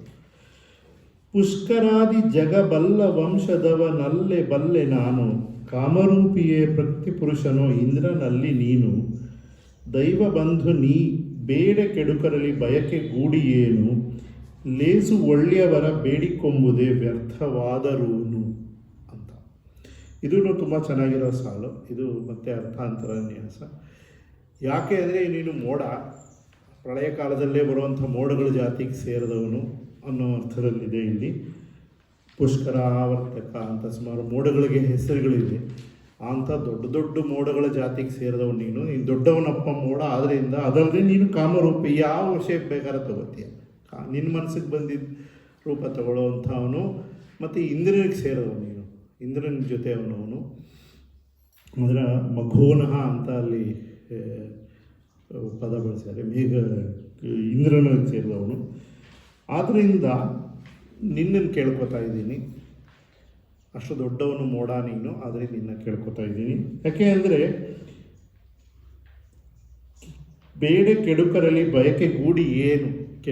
ಕೆಡಕರನ್ನು ಬೇಡದ್ರೆ, ಕೆಟ್ಟವ್ರನ್ನ ಅಧಮರನ್ನು ಬೇಡಿಕೊಂಡ್ರು ಅದು ಅವ್ರು ಕೊಟ್ಟರು ಏನು ಉಪಯೋಗ. ಆದರೆ ಲೇಸು ಒಳ್ಳೆಯವರ ಬೇಡಿಕೊಂಬುದೇ ವ್ಯರ್ಥವಾದರವನು ಅಂತ. ದೊಡ್ಡವ್ರನ್ನ ಕೇಳಿ ಅವ್ರು ಇಲ್ಲ ಅಂತ ಹೇಳೋದು ಸಾಕು ಅಂತ. ದೊಡ್ಡವ್ರನ್ನ ಕೇಳಿ ಇಲ್ಲ ಅನ್ನಿಸ್ಕೊಳ್ಳೋದು ಸಾಕು. ಕೆಟ್ಟವ್ರನ್ನ ಕೇಳಿ ಅವ್ರ ಹತ್ರ ತೊಗೊಳ್ಳೋದು ಬೇಡ ಅನ್ನೋ ಕಾರಣಕ್ಕಾಗಿ ಮೋಡ ನೀನು ತುಂಬ ದೊಡ್ಡವನಾದ್ರಿಂದ ನಿನ್ನ ಬೇಡ್ಕೋತಾ ಇದ್ದೀನಪ್ಪ ಅಂತ. ಇಲ್ಲೂ ಮತ್ತೆ ಅರ್ಥಾಂತರ ನ್ಯಾಸ ಅಲಂಕಾರ ಬಂದಿದೆ. ಭಾಷೆ ಓದ್ಕೊಳ್ಳೋದು ಅದನ್ನು ಮತ್ತೆ ಬಳಸ್ಕೋಬೋದು ಅಲ್ಲಿಂದ. ಬೇಡ ಕೆಡುಕರಲಿ ಬಯಕೆ ಗೂಡಿ ಏನು, ಲೇಸು ಒಳ್ಳೆಯವರ ಬೇಡಿಕೊಂಬುದೇ ವ್ಯರ್ಥವಾದರು ಅನ್ನೋ ಸಾಲುಗಳನ್ನು ಎಲ್ಲಿ ಬೇಕಾದ್ರೆ ಬಳಸ್ಕೊ. ಅದೇ ಥರ ಸಂದರ್ಭಗಳಲ್ಲಿ ಉಪಯೋಗಿಸ್ಕೋಬೋದು. ಯಾಕೆ ಹಂಗೆ ಮಾಡಿದ್ವಿ ಅಂದರೆ, ಇವ್ರನ್ನ ಕೇಳಿದರೆ ಕೊಟ್ಬಿಟ್ರೆ ಅವ್ರನ್ನ ಯಾಕೆ ಹೋಗಿ ಕೇಳಿದೆ, ಕೊಡದೆ ಬರಿಗೈಯಲ್ಲಿ ಬಂದಿಲ್ಲ ಅಂದರೆ ಯಾವಾಗಿದ್ದು ಹೇಳ್ಬೋದು. ಈಗ ಸರಿ ಇದ್ದರೆ ನೀರೇ ಕಾದವಗೆ ಶರಣು ಅಲ್ಲವೇ ಇನಿಯಲೆಳೆಗೆ ಓತು, ಒಯ್ಯೋ ಧನಪತಿಯ ಮುನಿಸಿಗೀಡಾಗಿ ಅಗಲಿದವನ ಮಾತು. ಯಕ್ಷರಾಜನ ರಾಜಧಾನಿ ಅಲಕೆಗೆಯೇ ಹೋಗು ನೀನು, ಅಲ್ಲಿ ಶಿವನ ಮುಡಿ ಚಂದ್ರ ತೊಳೆವ ಮಹಾಮನೆಯ ಮಾಟವೇನು. ಇವನು ಈಗ ನೀನೇ ಅಲ್ವೇ ಶರಣು ಅಂತ. ಕಾದವಗೆ ಶರಣು ಮೋಡ ತಾನೆ, ಎಲ್ಲ ಕಾದು ಹೋಗಿದ್ದೇನೆಲ್ಲ ಅಂದರೆ ನೀನೇ ತಾನೆ. ಅಂದರೆ ಅಲ್ಲಿ ಪದಗಳು ಸ್ವಲ್ಪ ನೀರೇ ನೀನೇ ಎರಡೂ ಮಾಡ್ಬೋದು. ನೀರು ಕಾದವಗೆ ಅಂತ ಹೇಳ್ಬೋದು, ಅಥವಾ ನೀನೇ ಕಾದವಗೆ ಅಂತಲೂ ಹೇಳ್ಬೋದು. ಯಾಕೆಂದರೆ ಮೋಡಕ್ಕೆ ಹೇಳ್ತಾ ಇರೋದ್ರಿಂದ ನೀನೇ ಕಾದವಗೆ ಶರಣು ಅಲ್ಲವೇ ಅಂತ ಅದು ನನಗೆ ತೋಚಿದ್ದು ಕವಿದರ. ಇನಿಯಳೆಡೆಗೆ ಓತು ಒಯ್ಯೋ ಧನಪತಿಯ ಮುನಿಸಿಗೀಡಾಗಿ. ಧನಪತಿ ಅನ್ನೋದು ಮತ್ತೆ ಕುಬೇರ ಅನ್ನೋದು ಪರ್ಯಾಯ ಪದ. ಧನಪತಿ ಅಂತ ಸಂಸ್ಕೃತದಲ್ಲಿ ಇರೋದು. ಅಗಲಿದವನ ಮಾತು, ಅವನು ಮುನಿಸಿಗೀಡಾಗಿ ಅಗಲು ಬೇರೆ ಆಗಿದ್ದೀನಿ, ನನ್ನ ಮಾತನ್ನು ಇನ್ನು ತೊಗೊಂಡು ಹೋಗಪ್ಪ. ಯಕ್ಷರಾಜನ ರಾಜಧಾನಿ ಅಲಕೆಗೆಯೇ ಹೋಗು ನೀನು. ಯಕ್ಷರಾಜನ ರಾಜಧಾನಿ ಅದು ಅಲಕಾಪುರಿ, ಅಲ್ಲಿಗೆ ಹೋಗು. ಇಲ್ಲಿಂದ ಒಂದು ಸ್ವಲ್ಪ ಇಲ್ಲಿ ಒಂದು ಲೈನ್ನಲ್ಲೇ ತುಂಬ ದೊಡ್ಡ ವಿಷಯನ ಹೇಳಿದ್ದಾನೆ ಅಂತ ತುಂಬ ಚೆನ್ನಾಗಿ ಹೇಳಿದ್ದಾನೆ. ಅಲಕೆ ಎಂಥದ್ದು ಅವನು ಹೊಗಳ್ಕೊಳ್ಳೋಕ್ಕೆ ನಾನು 100ಗೆ ಹೋಗಪ್ಪ ನೀನು ಅಂತ ಕೇಳಬೇಕಲ್ಲ. ಸುಮ್ಮನೆ ಆರ್ಡಿನರಿ ಏರಿಯಾಕ್ಕೆ ಹೋಗ್ತಿಲ್ಲಪ್ಪ, ಇಲ್ಲಿ ನಿನಗೂ ಇನ್ಸೆಂಟಿವ್ ಇದೆ, ನಿನಗೂ ಒಂದು ಚಾನ್ಸ್ ಸಿಗುತ್ತೆ ಅಲಕಾಪಟ್ಟಣ ನೋಡೋಕ್ಕೆ ಅನ್ನುವಾಗ ಅವನು ಅಲಕ ನಗರಿ ಹೇಗಿದೆ ಅನ್ನೋದಕ್ಕೆ ಅಲಕ ಕೈಲಾಸದ ಪಕ್ಕ ಇದೆ. ಅಲಕೆಯ ಹೊರಗಡೆ ಇರುವಂಥ ತೋಟದಲ್ಲೇ ಆಣೋದ್ರಲ್ಲೇ ಶಿವ ಕುತ್ಕೊಂಡು ತಪಸ್ ಮಾಡ್ತಾನೆ. ಶಿವನ ತಲೆ ಮೇಲೆ ಚಂದ್ರ ಇದ್ದಾನೆ. ಸೊ 24 ಗಂಟೆನೂ ಚಂದ್ರನ ಬೆಳಕು ಬೀಳತ್ತೆ ನಮಗೆ ಅಂತ. ಇಲ್ಲಿ ಮತ್ತು ನಮ್ಮ ಗಣೇಶ್ ಅವರ ಕೃಪೆಯಿಂದ ಈ ಥರ ಸಾಲಗಳನ್ನು ಹೇಗೆ ಅರ್ಥ ಮಾಡ್ಕೋಬಹುದು ಅನ್ನೋದಕ್ಕೆ ಹಜಾರಿ ಪ್ರಸಾದ್ ದ್ವಿವೇದಿಯವರ ಮೇಘದೂತ್ ಏಕ್ ಪುರಾಣಿ ಕಹಾನಿ ಅನ್ನೋದರಲ್ಲಿ ಈ ಸಾಲನ್ನು ತುಂಬ ಚೆನ್ನಾಗಿ ಬಣ್ಣಿಸಿದ್ದಾರೆ. ಅಂದರೆ ಯಾತಕ್ಕೆ ಅದನ್ನು ಹೇಳಿರ್ಬೋದು, ಕಾಳಿದಾಸ ಹೇಗೆ ಹೇಳಿರಬಹುದು ಅಂತ ಅವರ ಗೆಸ್ಸು. ಅದನ್ನು ಹಿಂದಿನಲ್ಲೇ ಓದ್ತೀನಿ, ಕ್ಷಮಿಸಬೇಕು. ಕನ್ನಡದ ವರ್ಷನ್ ಇಲ್ಲ ನನ್ನ ಹತ್ರ. ಕನ್ನಡದಕ್ಕೂ ಮಾಡಿದ್ದಾರೆ, ಇದನ್ನು ಸಾಕಷ್ಟು ಹುಚ್ಚರು ಇದ್ದಾರೆ. ಕನ್ನಡಕ್ಕೆ ಮಾಡಿದ್ದಾರೆ, ಮೈಸೂರಿನವರೇ, ಅವರ ಹೆಸರು ಮರೀತು. ಪುಸ್ತಕ ನನಗೆ ಪ್ರಿಂಟ್ ಸಿಗಲಿಲ್ಲ, ಅದಕ್ಕೆ ಹುಡುಕ್ತಾ ಇದ್ದೀನಿ ಇನ್ನು. ಮೇಘದೂತ್ ಏಕ್ ಪುರಾಣಿ ಕಹಾನಿನ ಕನ್ನಡಕ್ಕೆ ಹಾಗೆ ಮಾಡಿದ್ದಾರೆ. ಹಜಾರಿ ಪ್ರಸಾದ್ ದ್ವಿವೇದಿ ಅವ್ರ ಹಿಂದಿನೇ ಓದಬೇಕು, ತುಂಬ ಚೆನ್ನಾಗಿದೆ ಅವ್ರ ಹಿಂದಿ. ಸ್ವಲ್ಪ ಸಂಸ್ಕೃತ ಮಿಶ್ರಿತ, ಯಾಕಂದರೆ ಅವರು ಸಂಸ್ಕೃತ ಪಂಡಿತರು, ಹಿಂದಿ ಪಂಡಿತರು. ನನ್ನ ಹಿಂದಿ ಸ್ವಲ್ಪ ವೀಕು, ಅದರಿಂದ ಅಲ್ಲಿ ಇಲ್ಲಿ ತಡೋದ್ರೆ ಕ್ಷಮಿಸಬೇಕು. नगरों के बाहरी उद्यान में शिवजी रहते हैं और उनके सिर में सदा चंद्रमा की कला वर्तमान रहती है, उसी से ये धुलते रहते हैं, अलका नगरी धुलते रहते हैं। नहीं प्यारे, तुमने ठीक नहीं समझा। आसमान में जो चांदनी बरसती है उससे सहज भीज सकते हैं, ಧುಲ್ತೆ ನಹಿ. ಸೊ ಮೇಲೆ ಇರೋದ್ರಿಂದ ಸ್ವಲ್ಪ ಬೀಳ್ಬೋದು ಮನೆಗಳಿಗೆ, ಆದರೆ ಅದರಲ್ಲೇ ಸ್ನಾನ ಆಗಿಬಿಡಲ್ಲ ಬೆಳದಿಂಗಳಲ್ಲೇ ಅಂತ. ಇಲ್ಲೇ ಇದ್ದಾನೆ ಅಂತ, ಪಕ್ಕದಲ್ಲೇ ಇದೆ ಚಂದ್ರ ಅಂತ. ಕಿಂತು अलका की अट्टालिकाएं शिव शिर स्थिता चंद्रकला से धुलती रहती है, ऊपर से नीचे, नीचे से ऊपर, दाहिने से बाएं और बाएं से दाहिने। न जाने कितनी बार यह चांदनी अट्टालिकाओं को अपनी पवित्र तरंगों से धोती रहती है। जानते हो क्यों? नटराज जब उल्लसित होकर तांडव लिप्त होते हैं तो चंद्रकला को सैकड़ों चारियों में घूमना पड़ता है, बीसियों से अंगहारों में विलसित होना पड़ता है, और डमरू के ताल ताल पर जब उनकी चंचल मुकुटियाँ थिरक उठती है तो चंद्रकला निरंतर तरंगमाला विकीर्ण करती रहती है। इसीलिए कहता हूँ मित्र, अलका की अट्टालिकाएं चंद्र किरणों से निरंतर दौत होती. ಅವನು ಶಿವನ್ ನಾಟ್ಯ ಮಾಡಿದ್ರೆ, ಹೀಗೆ ತಲೆ ಆಡಿಸಿದ್ರೆ, ಆ ಎಲ್ಲ ಎತ್ತರದ ಮನೆಗಳು, ಮಹಾಮನೆ ಅಂತ ಬಳಸಿದ್ದಾರೆ, ಆ ಎತ್ತರದ ಮನೆಗಳು ಅವು ಸುಮಾರು ಎಲ್ಲ ಬಿಳಿ ಬಣ್ಣದಿಂದ ಹಚ್ಚಿರುತ್ತೆ. ಅವು ಹೀಗೆ ಹೀಗೆ ಮೇಲಿಂದ ಕೆಳಗೆ, ಕೆಳಗಿಂದ ಮೇಲೆ, ಎಡದಿಂದ ಬಲಕ್ಕೆ, ಬಲದಿಂದ ಎಡಕ್ಕೆ ಜೋಲಾಡುತ್ತವೆ ಬೆಳದಿಂಗಳಿನಲ್ಲಿ ಅಂತ. ಅದನ್ನು ಇವರು ಇಷ್ಟು ಚೆನ್ನಾಗಿ ಬಣ್ಣಿಸಿದರು. ಇದು ತುಂಬ ಚೆನ್ನಾಗಿದೆ ಈ ಪುಸ್ತಕ. ಹಿಂದಿ ಸರಾಗವಾಗಿ ಓದೋಕ್ಕಾಗೋರು, ನಾನೇ ಓದ್ತಿದ್ದೀನಿ ಅಂದರೆ ಹೇಳ್ಬೇಕು, ಓದ್ಬೋದು, ಏನು ಓದಿದ್ದು ನೋಡಿದ್ರು. ಅಷ್ಟು ಸರಾಗವಾಗಿ ಓದೋಕ್ಕೆ ಬರೋಲ್ಲ ನನಗೆ ಹಿಂದಿ.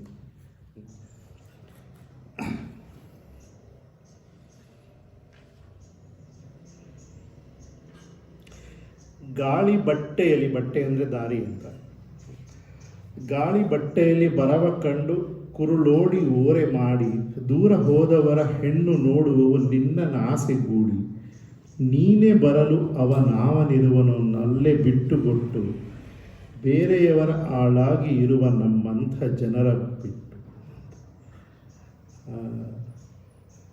ಇಲ್ಲಿ ಮತ್ತೆ ಸ್ವಲ್ಪ ಹಿಂದಿನ ರೀತಿ ತಿಳ್ಕೋಬೇಕು, ನಮ್ಮ ಜನಜೀವನ ಹೇಗಿತ್ತು ಅಂತ. ಯಾಕೆಂದರೆ ಎಲ್ಲರೂ ಹೊರಗಡೆ ಹೋಗೋರು ಕೆಲಸಕ್ಕೆ, ವ್ಯಾಪಾರಕ್ಕೆ, ಬೇಕಾದಷ್ಟು ವಿಷಯಗಳಿಗೆ, ಅಂಥವರೆಲ್ಲ ಮಳೆಗಾಲ ಆರಂಭ ಆಗೋದಕ್ಕೆ ಮುಂಚೆ ಬಂದುಬಿಡೋರು ಮನೆಗೆ. ಮಳೆಗಾಲದಲ್ಲಿ ಸಾಮಾನ್ಯ ಪ್ರಯಾಣ ಮಾಡ್ತಿರ್ಲಿಲ್ಲ, ರಸ್ತೆಗಳು ಅಷ್ಟು ಚೆನ್ನಾಗಿರ್ತಿರ್ಲಿಲ್ಲ, ಅದು ಎಲ್ಲ ವ್ಯವಸ್ಥೆ ಇರೋರು ಓಡಾಡೋರು. ಬಟ್ ಸಾಮಾನ್ಯ ಜನರಿಗೆ ಅಷ್ಟೆಲ್ಲ ವ್ಯವಸ್ಥೆ ಇರಲಿಲ್ಲ. ಆದಷ್ಟು ಮಳೆಗಾಲದಲ್ಲಿ ಮನೇಲೇ ಇರೋರು. ಈ ರೀತಿ ಹೊರಗೆ ಹೋದವರು ಹೆಂಡತಿಯರಿಗೆ ಪಥಿಕ ವನಿತೆಯರು ಅನ್ನೋರು, ಸಾಮಾನ್ಯ ಗಂಡಸರು ಹೊರಗಡೆ ಹೋಗೋರು, ಅದೆಲ್ಲ ಇತ್ತು. ಅದೊಂದು ರೀತಿ. ಆದ್ದರಿಂದ ಮಳೆ ಬರುತ್ತೆ, ಮಳೆಗಾಲ ಶುರುವಾಗುತ್ತೆ ಅಂದರೆ ಹೆಂಡತಿಯರಿಗೆ ಗಂಡಂದರು ವಾಪಸ್ ಬರ್ತಾರೆ, ನಮ್ಮ ಪ್ರಿಯರು ಮನೆಗೆ ಹಿಂದಿರುಗುತ್ತಾರೆ ಈಗ ಅಂತ ಒಂದು ಆಸೆ, ಕಾಯ್ತಾ ಇರೋರು ಅನ್ನೋದು ಒಂದು ಸಂದರ್ಭ ಇಲ್ಲಿ ಗೊತ್ತಿರಬೇಕು. ಇದ್ರ ಬಗ್ಗೆನೇ ಬೇಕಾದಷ್ಟು ಪದ್ಯಗಳಿದೆ. ಇದ್ರದ್ದು ಶತಕಗಳಲ್ಲಿ ಬೇಕಾದಷ್ಟು, ಅಮರ ಶತಕ ಇತ್ಯಾದಿಗಳಲ್ಲಿ ಬೇಕಾದಷ್ಟು ಬರೆದಿದೆ. ಗಾಥಾ ಸತಸಯಿ ಎಲ್ಲದರಲ್ಲೂ ಇದೆ. ಈ ಥರ ಕಾಯೋರು ಪಥಿಕ ವನಿತೆಯರ ಬಗ್ಗೆ ಸುಮಾರು ಬರೆದಿದ್ದಾರೆ. ಏನೇನು ಥರ ವಿರಹ ಅನುಭವಿಸ್ತಿದ್ರು ಇಬ್ಬರ ಬಗ್ಗೆನೂ, ಗಂಡ ಹೆಂಡತಿ ಬಗ್ಗೆ, ಪ್ರಿಯ ಬಗ್ಗೆ, ಇಬ್ಬರ ಬಗ್ಗೆನೂ ತುಂಬಾ ಇದೆ. ಆ ರೀತಿಯಲ್ಲಿ ಗಾಳಿ ಬಟ್ಟೆಯಲ್ಲಿ ಬರವ ಕಂಡು, ಆ ಗಾಳಿ ಹಾರ್ತಾ ಇರುವಂಥ ರೀತಿಯಲ್ಲಿ ಬರ್ತಾ ಇರೋ ಮೋಡನ ನೋಡಿ ಕುರುಳೋಳಿ ಓರೆ ಮಾಡಿ, ಅವರು ಮೇಲೆ ನೋಡಬೇಕಲ್ಲ, ಆ ಒಂದು ಮೋಡ ಇದ್ರೂ ಒಂದು ಸ್ವಲ್ಪ ಕಣ್ಣಿಗೆ ಇದಾಗಿರುತ್ತೆ, ಹೀಗೆ ಮಾಡ್ಕೋತಾರೆ ಅಂತ. ಅದನ್ನು ಅವರು ಅಷ್ಟು ಚೆನ್ನಾಗಿ ಮುಂಗುರುಳನ್ನು ಹೆಂಗಸರಿ ಹಿಂದಕ್ಕೆ ಮಾಡ್ಕೊಂಡು ಮೇಲೆ ನೋಡ್ತಾರೆ ಅಂತ. ಕುರುಳೋಳಿ ಓರೆ ಮಾಡಿ ದೂರ ಹೋದವರ ಹೆಣ್ಣು, ಅಂದರೆ ಮನೆ ಬಿಟ್ಟು ಕೆಲಸಕ್ಕೋಸ್ಕರ ದೂರ ಹೋಗಿರೋವರ ಹೆಣ್ಣು, ನೋಡುವವರು ನಿನ್ನ ಆಸೆಗೂಡಿ, ಮೋಡ ಬರ್ತಾ ಇದೆಯಪ್ಪ, ಸದ್ಯ ಬರ್ತಾನೆ ನನ್ನ ಗಂಡ, ನನ್ನ ಪ್ರಿಯ ಹಿಂದಿರುಗ್ತಾನೆ ಅಂತ. ನೀನೇ ಬರಲು ಅವನಿರುವನು ನಲ್ಲೇ ಬಿಟ್ಟುಗೊಟ್ಟು, ನೀನು ಬರ್ತಾ ಇದೆಯಾ ಮೋಡ, ನೀನೇ ಬರ್ತಾ ಇರೋವಾಗ ಯಾರು ಹೆಂಡತಿನ ಬಿಟ್ಟು ದೂರ ಇದ್ದಾನೋ, ತನ್ನ ಬಗ್ಗೆ ತಾನೇ ಬೈಕೋತಾ ಇದ್ದಾನೆ, ಎಂಥವನು ನಾನು, ಎಂಥ ಪಾಪಿ ನಾನು, ಹೆಂಡತಿನ ಬಿಟ್ಟು ದೂರ ಇದ್ದೀನಲ್ಲ, ನೀನು ಬರ್ತಾ ಇದೆಯಾ, ನೀನೇ ನೋಡ್ತಾ ಇದ್ದೀನಿ ನಾನು ಯಾಕೆಂದರೆ ಮೋಡನ ನೋಡ್ಕೊಂಡು ಮಾತಾಡ್ತಾ ಇದ್ದಾನೆ.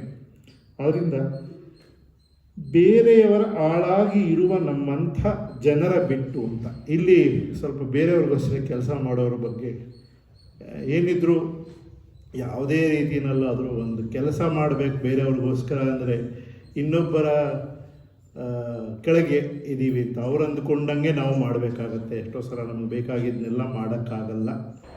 ಆದ್ದರಿಂದ ಆ ಸಾಲು ಇದು, ಮತ್ತೆ ಇದು ಅರ್ಥಾಂತರ ನ್ಯಾಸ. ಬೇರೆಯವರ ಆಳಾಗಿ ಇರುವ ನಮ್ಮಂಥ ಜನರ ಬಿಟ್ಟು ಅಂತ ಈ ಸಾಲನ್ನು ಬಳಸ್ಕೋಬೋದು ಸುಮಾರು ಕಡೆ. ನಸ್ಯಾದನ್ಯೋಪ್ಯಹಮೇವ ಜನಃ ಯಃ ಪರಾಧೀನ ವೃತ್ತಿ ಅಂತ ಸಾಲದು. ಪರಾಧೀನ ವೃತ್ತಿ ಇರುವಂಥ ನನ್ನಂಥ ಅವರು ಇನ್ಯಾರಿದಾರಪ್ಪ, ಕರ್ಮ ಅಂತ ಬರೆದಿದ್ದೀನಿ. ಅದಕ್ಕೆ ಕರ್ಮ ಅಂತೆಲ್ಲ ಏನು ಬರ್ತಿದ್ದೆ ನಾನು ನೋಡಿದಲ್ಲಿ. ಗಾಳಿ ಬೀಸುವುದು ನಿನ್ನ ನೂಕಿಸುತ್ತ ಮಂದವಾಗಿ, ಇದನ್ನೇ ನಾನು ಓದಿದ್ದು ಮುಂಚೆ, ಮಂದಂ ನುದತಿ ಪವನ.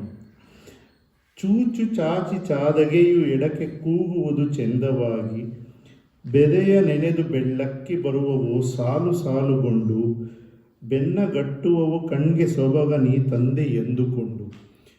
ಇದು ಇಷ್ಟು ಚೆನ್ನಾಗಿ ಕನ್ನಡದಲ್ಲಿ ಹೇಳ್ಬೋದು ಅಂತ ಅದರ ಊಹೆ ಮಾಡ್ಕೊಳ್ಳೋಕ್ಕಾಗಲ್ಲ. ಯಾಕಂದರೆ ಸಂಸ್ಕೃತದಲ್ಲಿ ತುಂಬ ಗಂಭೀರವಾಗಿ ದೊಡ್ಡ ದೊಡ್ಡ ಸಾಲುಗಳಿದೆ ಇದಕ್ಕೆ. ಇಲ್ಲಿ ಚಾತಕ ಪಕ್ಷಿ ಕಾಯ್ತಾ ಇರುತ್ತೆ. ಆ ಚಾತಕ ಪಕ್ಷಿಗೆ ಸ್ಪೆಷಾಲಿಟಿ ಏನು ಅಂದರೆ ಅದು ಮಳೆ ನೀರನ್ನೇ ಕುಡಿಯೋದು ಅಂತ, ಇನ್ನೇನು ತಿನ್ನಲ್ಲ ಇಡೀ ವರ್ಷ, ಬಾಯಿ ತೆಕ್ಕೊಂಡು ಕಾದಿರುತ್ತೆ. ಆ ಮಳೆ ಹನಿ ಬಾಯಿಗೆ ಬಿದ್ದರೆ ಅದು ಇಡೀ ವರ್ಷ ಬದುಕತ್ತೆ ಅಂತ. ಅದು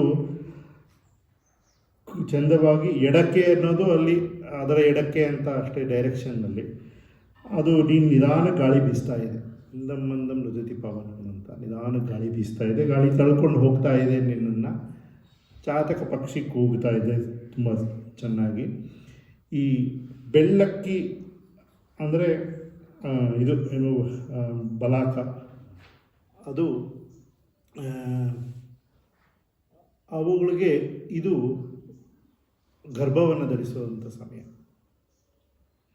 ಮಳೆಗಾಲ ಆರಂಭ. ಈ ಥರ ಸುಮಾರು ಇದೇನು ಅಂದರೆ ಸ್ಪೆಷಾಲಿಟಿ ವಿಶೇಷ ಏನು ಅಂದರೆ ಕಾಳಿದಾಸ ಈ ಥರ ವಿಷಯಗಳನ್ನೆಲ್ಲ ತುಂಬ ಚೆನ್ನಾಗಿ ತಿಳ್ಕೊಂಡಿದ್ದ ಅಂತ. ಎಲ್ಲಿ ಯಾವ ಗಿಡ ಬೆಳೀತಿತ್ತು ಎಲ್ಲೂ ತಪ್ಪು ಮಾಡಿಲ್ಲ ಅವನು. ಎಲ್ಲೋ ಮೈಸೂರಲ್ಲಿ ತಂದು ಹಿಮಾಲಯದ ಯಾವುದೋ ಇದನ್ನು ಹಾಕಿಬಿಡೋದು, ಹಿಮಾಲಯದಲ್ಲಿ ಹೋಗಿ ತೆಂಗಿನ ಮರ ನೆಟ್ಟು ಬಿಡೋದು ಎಲ್ಲ ಮಾಡಿಲ್ಲ ಅವನು. ಆ ಥರದ್ದು ಎಲ್ಲಿ ಏನು ಬೆಳೆಯುತ್ತೆ ಅದೇ ಬೆಳೆಯುತ್ತೆ, ಎಲ್ಲಿ ಯಾವ ಹಕ್ಕಿ ಇದೆ ಅದೇ ಹಕ್ಕಿ ಇದೆ, ಅದರದ್ದು ಯಾವುದು ಮೇಟಿಂಗ್ ಸೀಸನ್ನು ಅದಕ್ಕೆ ಮಾತ್ರ ಸರಿಗೆ ಹೇಳಿದ್ದಾನೆ. ಆ ಥರದ್ದೆಲ್ಲ ಅವನಿಗೆ ಅಷ್ಟು ಶಾಸ್ತ್ರ ಪಂಡಿತನಾಗಿದ್ದ ಅನ್ನೋದು ಒಂದು. ಯಾಕೆಂದರೆ ಇಷ್ಟು ಸರಿಗೆ ಬರೆಯೋಕ್ಕಾಗಲ್ಲ, ಇಲ್ಲ ಎಲ್ಲ ಶಾಸ್ತ್ರಗಳನ್ನು ತಿಳ್ಕೊಂಡಿದ್ದ ಅವನು. ಈ ಸಮಯಕ್ಕೆ ಬೆದೆಯ ನೆನೆದು ಅಂದರೆ, ಬೆದೆ ಅಂದರೆ ಅದೇ ಗರ್ಭ ಧರಿಸೋದು ಅಂತ. ಬೆದೆಯ ನೆನೆದು ಬೆಳ್ಳಕ್ಕಿ ಬರುವವು ಸಾಲು ಸಾಲು ಗಂಡು, ಸಾಲು ಸಾಲಾಗಿ ಅವು ಹಾರೋದು ತುಂಬ ಚೆನ್ನಾಗಿರುತ್ತೆ ಅಂತ. ಬೆನ್ನುಗಟ್ಟು ಕಣ್ಗೆ ಸೊಬಗ ನೀ ತಂದೆ ಎಂದುಕೊಂಡು, ನೀನು ತೊಗೊಂಡು ಬಂದೆ ಅದನ್ನ ಅಂತ ಅವುಗಳೆಲ್ಲ ಒಂದು ರೀತಿ ಥ್ಯಾಂಕ್ಫುಲ್ ಅನ್ನೋ ರೀತಿಯಲ್ಲಿ ಬರುತ್ತೆ.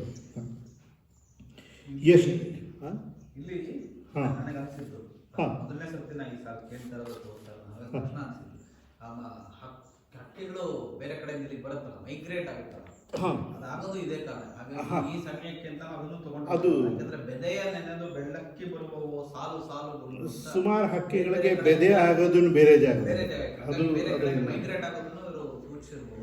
ಹೌದು, ಸೂಚಿಸಿದ್ದಾರೆ. ಮುಂದಿನ ಸಾಲುಗಳಲ್ಲೂ ಬರುತ್ತೆ. ಮಾನಸ ಸರೋವರಕ್ಕೆ ರಾಜಹಂಸಗಳು ಹೋಗುತ್ತೆ, ಅದನ್ನು ಹೇಳಿದ್ದಾರೆ ಮುಂದೆ. ಇಲ್ಲೇ ಎಲ್ಲೋ ಇದೆ, ಹಿಂದೆ ಮುಂದಿನ 2-3ರಲ್ಲೇ ಇದೆ. ಅದನ್ನು ಅವುಗಳು ಬರುತ್ತಪ್ಪ ಮಾನಸದವರೆಗ ನಿನ್ನ ಜೊತೆಗೆ ಅಂತ. ಅವು ಜೊತೆಯಾಗಿ ಬರುತ್ತೆ, ನೀನು ಒಬ್ಬನೇ ಏನು ಹೋಗಬೇಕಾಗಿಲ್ಲ ಅಂತಲೇ ಹೇಳಿದ್ದಾರೆ. ಅವುಗಳು ಆ ಟೈಮ್ಗೆ ಅವು ಮೈಗ್ರೇಟ್ ಮಾನಸ ಸರೋವರಕ್ಕೆ ಹೋಗಿ ಎಷ್ಟೋ ದಿನ ಇರುತ್ತವೆ ಅಲ್ಲಿ. ಅದಕ್ಕೆ ಮಧ್ಯ ದಶಾರ್ಣ ಅನ್ನೋ ಒಂದು ಜಾಗ ಅಲ್ಲಿ ಇರುತ್ತವೆ, ಒಂದಷ್ಟು ದಿನ ಅಲ್ಲಿದ್ದು ಅಲ್ಲಿಂದ ಮುಂದಕ್ಕೆ ಹೋಗುತ್ತೆ ಅಂತಲೂ ಹೇಳಿದ್ದಾರೆ. ಅದನ್ನೆಲ್ಲ ಅವನು ಚೆನ್ನಾಗಿ ತಿಳ್ಕೊಂಡಿದ್ದ ಅಂತ. ಎಷ್ಟು ದಿವಸ ಇನ್ನುಳಿದವೆಂದು ದಿನವೂ ಲೆಕ್ಕವಾಗಿ ಜೀವ ಹಿಡಿದುಕೊಂಡಿರುವ ನಿನ್ನ ಅತ್ತಿಗೆಯ ನೋಡು ಹೋಗಿ, ನಾರಿ ಹೃದಯದಲ್ಲಿ ನಾರಿ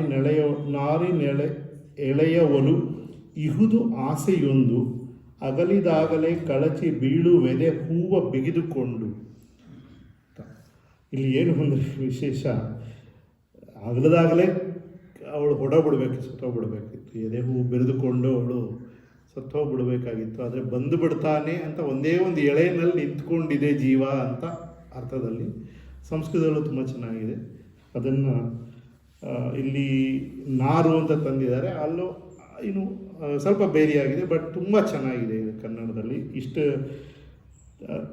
ಮತ್ತೆ ಅದನ್ನೇ ಹೇಳ್ತಾ ಇದ್ದೀನಿ ಅಂತ ಅನ್ಕೋಬೇಡಿ. ಯಾಕೆಂದರೆ ಪ್ರತಿ ಪದ್ಯ ಪ್ರತಿ ಸಾಲು ಓದಿದಾಗಲೂ ಅಥವಾ ಕೆಲವು ಕಡೆ ಒಂದೇ ಒಂದು ಪದ ಓದಿದ್ರೆ ಈ ಪದನ ಇಷ್ಟು ಚೆನ್ನಾಗಿ ಇಲ್ಲಿ ಬಳಸ್ಬಿಡ್ಬೋದಾ, ಸಂಸ್ಕೃತದಲ್ಲಿ ಹಂಗೆ ಬಳಸ್ಯಾರಲ್ಲಪ್ಪ, ಈ ಕನ್ನಡದಲ್ಲಿ ಇಷ್ಟು ಚೆನ್ನಾಗಿ ಹೇಳ್ಬೋದಾ ಅನಿಸಿದೆ. ಅದರಿಂದ ಮತ್ತೆ ಹೇಳ್ತಾ ಇದ್ದೀನಿ ಅಷ್ಟೇ. ಯಾತಕ್ಕಿದು ಅದೇ ಸ್ವತಂತ್ರ ಕೃತಿ ಒಂದು ರೀತಿಯಲ್ಲಿ ಅಂತ. ಕಥೆಯ ಒಂದು ಕಾವ್ಯ ಇವ್ರದ್ದು. ಮೊದಲ ಮೊಳಗಿಗೆ ಬಂಜುಗೆಟ್ಟಿತು ಭೂಮಿ ಅಣಬೆ ತಾಳಿ, ಕಿವಿಗೆ ಸವಿಯನಿಪ ಮೊಳಗ ಕೇಳಿ ಮಾನಸಕ್ಕೆ ಬಂತು ದಾಳಿ. ತುಂಡು ತಾವರೆಯ ಬುತ್ತಿ ಕಟ್ಟಿ ಕೈಲಾಸಕ್ಕಾಗಿ ಸಾಗಿ, ಬಾನ ಬೈರಿನಲ್ಲಿ ಕೊನೆಗೂ ಬರುವ ವರಸಂಚೆ ಜೋಡಿಯಾಗಿ. ಅರಸಂಚೆ ಅಂದರೆ ರಾಜಹಂಸ ಅಂತ ಇಲ್ಲಿ ಬಂತು, ಇದೇನೆ ಹೇಳಿದ್ದು. ರಾಜಹಂಸಗಳು ಅರಸಂಚೆ ಜೋಡಿಯಾಗಿ, ಅದು ತುಂಡು ತಾವರೆಯ ಬುತ್ತಿ ಕಟ್ಟಿ, ತಾವರೆಯ ದಳಗಳನ್ನು ಬುತ್ತಿಯಾಗಿ ತೊಗೊಂಡು ಹೋಗುತ್ತವೆ ಅಂತ ಜೊತೆಗೆ. ಅವು ಆ ಕೈಲಾಸ ಬಿಸಕಿಸಲಯ ಅಂತ ಉಪಯೋಗಿಸ್ತಾನೆ ಕಾಳಿದಾಸ. ಕೈಲಾಸದವರೆಗೆ ನಿನ್ನ ಜೊತೆಗೆ ಬರುತ್ತವಪ್ಪ ಅವು ಅಂತ. ಅದು ಆ ಮೊದಲ ಮೊಳಗಿಗೆ ಬಂಜೆಗೆಟ್ಟಿತು ಅಂತದ್ದು ಎಷ್ಟು ಚೆನ್ನಾಗಿದೆ ಅಂದರೆ, ಕೆಡೋವಂಥ ವಿಷಯನ ಬಂಜು ಅಂದರೆ ಏನು ಇಲ್ಲಿ ಡ್ರೈ ಆಗಿರೋವಂಥದ್ದು ಬಂಜು. ಇವನು ಮೊದಲ ಮೊಳಗಿಗೆ ಮೊದಲ ಹನಿಗೆ ನೆಲ ಒಡೆದ ಒಳಗಿಂದ ಮೊಳಕೆಗಳು ಬರ್ತಾ ಇದೆ. ಅದರಲ್ಲಿ ಒನ್ ಆಫ್ ದ ಫಸ್ಟ್ ಮೊದಲು ಬರೋದು ಅಣಬೆ, ಶಿಲೀಂಧ್ರ, ಅದು ನಾಯಿ ಕೊಡೆ ಅಂತಾರಲ್ಲ ಅದು. ಸೊ ಅದು ಬಂತು ಅಂದರೆ ವಸಂತ ಶುರು ಆಯಿತು ಅಂತ, ಸ್ಪ್ರಿಂಗ್. ಸೊ ಅದರಿಂದ ಈಗ ಈ ಶಬ್ದ ಕೇಳಿ ಮಾನಸ ಸರೋವರಕ್ಕೆ ಬಂತು ದಾಳಿ. ಈ ರಾಜಹಂಸಗಳದು ಅರಸಂಚೆಗಳ ದಾಳಿ ಬಂತು. ಅವು ತುಂಡು ತಾವರಿಯ ಬುತ್ತಿ ಕಟ್ಟಿ ದಾರಿಗೆ ಊಟ ತೊಗೊಂಡು ಹೋಗ್ತಾ ಇವೆ, ಬುತ್ತಿ ಕಟ್ಟಿ ಇವ್ರ ಜೊತೆಗೆ ಕೈಲಾಸದವರೆಗೆ ಬಾನ ಬಯಲಿನಲ್ಲಿ ಕೊನೆಗೂ ಬರುವವರ ಸಂಚಿ ಜೋಡಿಯಾಗಿ ನಿನ್ನ ಜೊತೆಗೆ ಬರ್ತಾರಪ್ಪ ಮಾನಸರೋವರ್ಗ ಅಂತ ಹೇಳಿ. ಮುಂದೆ ಇಲ್ಲಿ ಇನ್ನೂ ಹೊರಟಿಲ್ಲ ಅನ್ನೋ ಲೆಕ್ಕದಲ್ಲಿ ತಗೋಬೇಕಾಗತ್ತೆ ಮುಂದಿನ ಪದ್ಯಕ್ಕೆ, ರಾಮಗಿರಿನಲ್ಲಿದ್ದಾನೆ ಅಂತ. ಈಗ ನೀನು ನಿನ್ನ ಸ್ನೇಹಿತ ರಾಮಗಿರಿ ಬೆಟ್ಟ, ಅದಕ್ಕೆ ಹೋಗಿ ಬರಲೋ ಎಂದಪ್ಪಿ ಕೇಳು ಈ ಮುದ್ದು ಗೆಳೆಯನನ್ನು, ರಾಮಪಾದಗಳು ಮುದ್ರಿಸಿದವಿದರ ಮಗ್ಗುಲನ್ನು. ತುಂಬ ಪವಿತ್ರವಾಗಿದೆ ಈ ಇದು ಅಂತ ಇದೆ. ಸಂಸ್ಕೃತದಲ್ಲೂ ತುಂಬ ಚೆನ್ನಾಗಿದೆ ಇದು. ರಾಮ ಓಡಾಡಿದ ಜಾಗ ತುಂಬ ಪವಿತ್ರವಾದ್ದು, ಮುದ್ರಿಸಿದ ಅಂತ ಇವರು ಇನ್ನೂ ತುಂಬ ಚೆನ್ನಾಗಿ ಮಾಡಿದ್ದಾರೆ. ಏಕೆಂದರೆ ಸೀತೆ ಜೊತೆ ಓಡಾಡಿದ್ದ ಅಂತ ಹಿಂದೆ ಹೇಳಿದೆ. ಜನಕತನೆಯ ಮಿಂದು ಉದಕಗಳಿರೋ ಜಾಗ, ಅದರಿಂದ ಸೀತೆ ಇದ್ಲು ರಾಮನ ಜೊತೆಗೆ. ಅದರಿಂದ ರಾಮ ವಿರಹದಲ್ಲಿ ಇರಲಿಲ್ಲ ಇಲ್ಲಿ, ಅವನು ಮುದ್ರಿಸಿದ ಕಾಲಿನ ಹೆಜ್ಜೆಗಳಿದೆ ಇಲ್ಲಿ. ಕಾಲಕ್ಕೂ ನಿನ್ನ ಕಂಡು ಇದು ಮೈಯ ನರಳಿಸುವುದು, ಅಗಲಿ ಬಲು ದಿನಕ್ಕೆ ಬಂದೆ ಎಂದು ಬಿಸಿ ನೀರನ್ನುರುಳಿಸುವುದು. ಸ್ವಲ್ಪ ಬಿಸಿಯಾದ ಹರಿಗಳು ಬರುತ್ತೆ ಅಲ್ಲಿ ಅಂತಲೂ ಒಂದಿದೆ ಮಳೆ ಬಂದಾಗ ಆ ಜಾಗದಲ್ಲಿ. ಅದರಿಂದ ಹಾದಿ ಹೇಳುವೆನು ಕೇಳು, ಈಗ ಹಾದಿ ಹೇಳ್ತಾ ಇದ್ದಾನೆ ಇಲ್ಲಿಂದ. ಹಾದಿ ಹೇಳುವೆನು ಕೇಳು ನಿನಗೆ ಅನುಕೂಲ ಪಯಣಕ್ಕಾಗಿ, ಬಳಿಕ ನನ್ನ ಸಂದೇಶ ಕಿವಿಗೆ ಪರಿಣಮಿಸಲಮೃತವಾಗಿ, ತೊಳಲಿ ಬಳಲಿ ಗಿರಿ ಶಿಖರಗಳಲ್ಲಿ ಕಾಲಿಟ್ಟು ಸಾಗುವಾಗ, ದಣಿವ ತವಿಸು ನೀರಿನಿಸೆ ಸವಿಸಿ ಆ ಹಳ್ಳ ಕೊಳ್ಳದಾಗ. ಇನಿಸು ಅಂದರೆ ಇನಿತು ಅಂತ ಸ್ವಲ್ಪ ಅಂತ ದಾರಿ ಹೇಳ್ತಾ ಇದ್ದೀನಿ. ನನ್ನ ಸಂದೇಶ ನಿನಗೆ ಅಮೃತವಾಗಲಿ. ಅಲ್ಲಲ್ಲಿ ಹೋಗ್ತಾ ಗಿರಿ ಶಿಖರಗಳಲ್ಲಿ ಕಾಲಿಡು, ಅಲ್ಲೆಲ್ಲ ಹಳ್ಳ ಕೊಳ್ಳ ಇರುತ್ತೆ, ನದಿ ಇರುತ್ತೆ, ಅಲ್ಲೆಲ್ಲ ನಿನ್ನ ದಾಣಿಯನ್ನು ತವಿಸ್ಕೊಂಡು ಹೋಗು ಅಂತ. ಅಷ್ಟೇ ಪದ್ಯದ ಅರ್ಥ. ಆದರೆ ತುಂಬ ಸುಂದರವಾಗಿದೆ. ಗಿರಿಯ ಶೃಂಗವೇ ಹರಿದು ಹೋಗುವುದೋ ಏನೋ ಎಂಬುದಾಗಿ ಗಾಳಿ ಬೀಸುತ್ತಿದೆ. ಸಿದ್ಧ ಮುಗ್ಧೆಯರು ನೋಡೆ ಚಕಿತರಾಗಿ, ಹಾರು ಬಡಗಣಕ್ಕೆ ನೀರ ನಿಚುಲ ನೆಡೆಯಿಂದ ಮೇಲೆ ಹತ್ತ, ಹಾದಿಯಲ್ಲಿ ದಿಂಗ್ನಾಗ ಬೀಸಿದ ಕರವ ತಪ್ಪಿಸುತ್ತ. ಇದು ಸ್ವಲ್ಪ 2-3 ರೀತಿ ಅರ್ಥ ಮಾಡ್ಕೋಬಹುದಾದಂಥ ಪದ್ಯ. ಇಲ್ಲೇನು ಅಂದರೆ ಮೊದಲನೇ ಸಾಲು ತುಂಬ ಚೆನ್ನಾಗಿದೆ. ಗಾಳಿ ತುಂಬ ಜೋರಾಗಿ ಬೀಸ್ತಾ ಇದೆ. ಹೇಗೆ ಬೀಸ್ತಾ ಇದೆ ಅಂದರೆ, ಸಿದ್ಧನಾರಿಯರು ಅಂದರೆ ಅವರು ಒಂದು ಕಾಡಿನ ಜನಗಳು, ಸಿದ್ಧರು ಅಂತ ಹೇಳ್ತಾರಲ್ಲ, ತಪಸ್ವಿಗಳು, ಅವರ ಹೆಂಡತಿಯರು ಅವರೆಲ್ಲ, ಅವರು ಸಿದ್ಧ ಮುಗ್ಧೆಯರು ಚಕಿತರಾಗಿ ನೋಡ್ತಾ ಇದ್ದಾರೆ. ಎಷ್ಟು ಜೋರಾಗಿ ಗಾಳಿ ಬೀಸ್ತಾ ಇದೆಯಲ್ಲಂತೆ. ಎಷ್ಟು ಜೋರಾಗಿ ಗಾಳಿ ಬೀಸ್ತಾ ಇದೆ ಅಂದರೆ ಗಿರಿಯ ಶೃಂಗವೇ ಹರಿದು ಹೋಗುವುದು ಅಂತ. ಬೆಟ್ಟದ ಮೇಲ್ಗಡೆ ಭಾಗನೇ ಹಾರ್ಕೊಂಡು ಹೊಡೋಬಿಡುತ್ತೇನೋ ಅನ್ನೋಷ್ಟು ಜೋರಾಗಿ ಗಾಳಿ ಬೀಸ್ತಾ ಇದೆ ಅಂತ. ನೀನು ಬಡಗಣಕ್ಕೆ ಹಾರು, ಉತ್ತರಕ್ಕೆ ಹಾರು. ನಿಚುಲ ಅಂದರೆ ಒಂದು ರೀತಿಯಾದ ಓಕ್, ಒಂದು ರೀತಿಯಾದ ಮರ, ಅದು ನೀರ ನಿಚುಲ. ಅದು ನನಗಷ್ಟು ಪರಿಚಯ ಇಲ್ಲ, ಅದರಿಂದ ಇನ್ನೊಂದು ಸಲ ಓದಬೇಕು, ಹುಡುಕದೆ ಅಷ್ಟು ಸರಿ ಸಿಗಲಿಲ್ಲ. ಯಾರೋ ಫೋಟೋ ಗಿಟೋ ಇದ್ದರೆ ಕಳಿಸ್ಬೋದು, ನೋಡ್ಬೋದು. ಅಲ್ಲಿ ಆ ನೀರ ನಿಚುಲ ನಡೆಯಿಂದ ಅಥವಾ ನಿಚುಲ ತುಂಬಿಕೊಡೆಯುವಂಥ ಜಾಗದಿಂದ ದಿಂಗ್ನಾಗ ಬೀಸಿದ ಕರವ ತಪ್ಪಿಸುತ್ತಾ ಅನ್ನೋದು, ಇದು ಸ್ವಲ್ಪ ನಮ್ಮ ನಂಬಿಕೆಗಳ ಬಗ್ಗೆ. ಈ ಸೀಸನ್ನಲ್ಲಿ, ಈ ಸಮಯದಲ್ಲಿ ದಿಂಗ್ನಾಗ ಅಂದರೆ ದಿಕ್ಕುಗಳನ್ನು ಕಾಯುವಂಥ ಆನೆಗಳು, ದಿಗ್ಗಜಗಳು. ಅವುಗಳು ನೀರನ್ನು ತುಂಬಿಕೊಂಡು ಮಳೆ ಬರಲಿ ಮೋಡದಿಂದ ಅಂತ ನೀರನ್ನು ಹಾರಿಸುತ್ತಂತೆ ಸೊಂಡ್ಲಿಂದ. ಅದು ಸೊಂಡ್ಲಿನ ಜೋರಾಗಿ ಹಾರಿಸ್ತಾ ಇದೆ. ಹೀಗೆ ಹಾರಿಸೋದಕ್ಕೆ ಮೋಡಕ್ಕೆ ತಗಲು ಬಿಡ್ಬೋದು ಅಂತ ನೀನು ತಪ್ಪಿಸ್ಕೊಂಡು ಹೋಗು, ಅದನ್ನು ನೀರು ತಗೋ, ಆದರೆ ದಿಂಗ್ನಾಗನ ಸೊಂಡ್ಲನ್ನು ತಪ್ಪಿಸ್ಕೊಂಡು ಹೋಗು ಅಂತ. ದಿಂಗ್ನಾಗ ಅಂದರೆ ದಿಗ್ಗಜ, ನಾಗ ಅಂದರೆ ಆನೆ ಅಂತಲೂ ಒಂದು ಅರ್ಥ ಇದೆ. ಇಲ್ಲಿ ಮತ್ತು ಕೆಲವು ಟೆಕ್ನಿಕಲ್ ಇದಿದೆ. ಅವನು ದಿಂಗ್ನಾಗ ಅವನೊಬ್ಬ ಇದ್ದ, ಇನ್ನೊಬ್ಬ ಪಂಡಿತ ಅವನು ಕಾಳಿದಾಸನ ತಪ್ಪು ಹೇಳ್ತಾ ಇದ್ದ, ಅದಕ್ಕೆ ನಿಚುಲ ಅನ್ನೋನು ಇವನಿಗೆ ಸಹಾಯ ಮಾಡ್ದ ಅಂತ ಎಲ್ಲ ಅರ್ಥ ಬರೋವಂಗೆ ಬರೆದಿದ್ದಾರೆ ಅಂತ. ಅದು ಎಲ್ಲನೂ ಬೇರೆ ಬೇರೆಯವರ ಊಹೆಗಳಷ್ಟೇ. ಅದು ಇದ್ರೂ ಇರಬಹುದು, ಯಾಕೆಂದರೆ ಈ ಎಲ್ಲೋ ಒಂದು ತಂದು ಈ ಪದಾನ ಹಾಕಿರೋದ್ರಿಂದ ಅದು ಇರಬಹುದು ಅಂತ. ಯಾಕೆಂದರೆ ಇಲ್ಲೆಲ್ಲೋ ಮಧ್ಯದಲ್ಲಿ ನನ್ನ ಅನಿಸಿಕೆ ಇದು, ಮಧ್ಯಪ್ರದೇಶದ ಮಧ್ಯದಲ್ಲಿ ದಿಂಗ್ನಾಗ ಬರೋದು. ಯಾಕೆಂದರೆ ನೀವು ಎಲ್ಲ ಒಂದು ಮೂಲೆಯಲ್ಲಿದ್ದರೆ ದಿಂಗ್ನಾಗ ಬರ್ಬೋದು, ಊರು ನಮ್ಮ ಮೂಲೆಯಲ್ಲಿ. ಅದರಿಂದ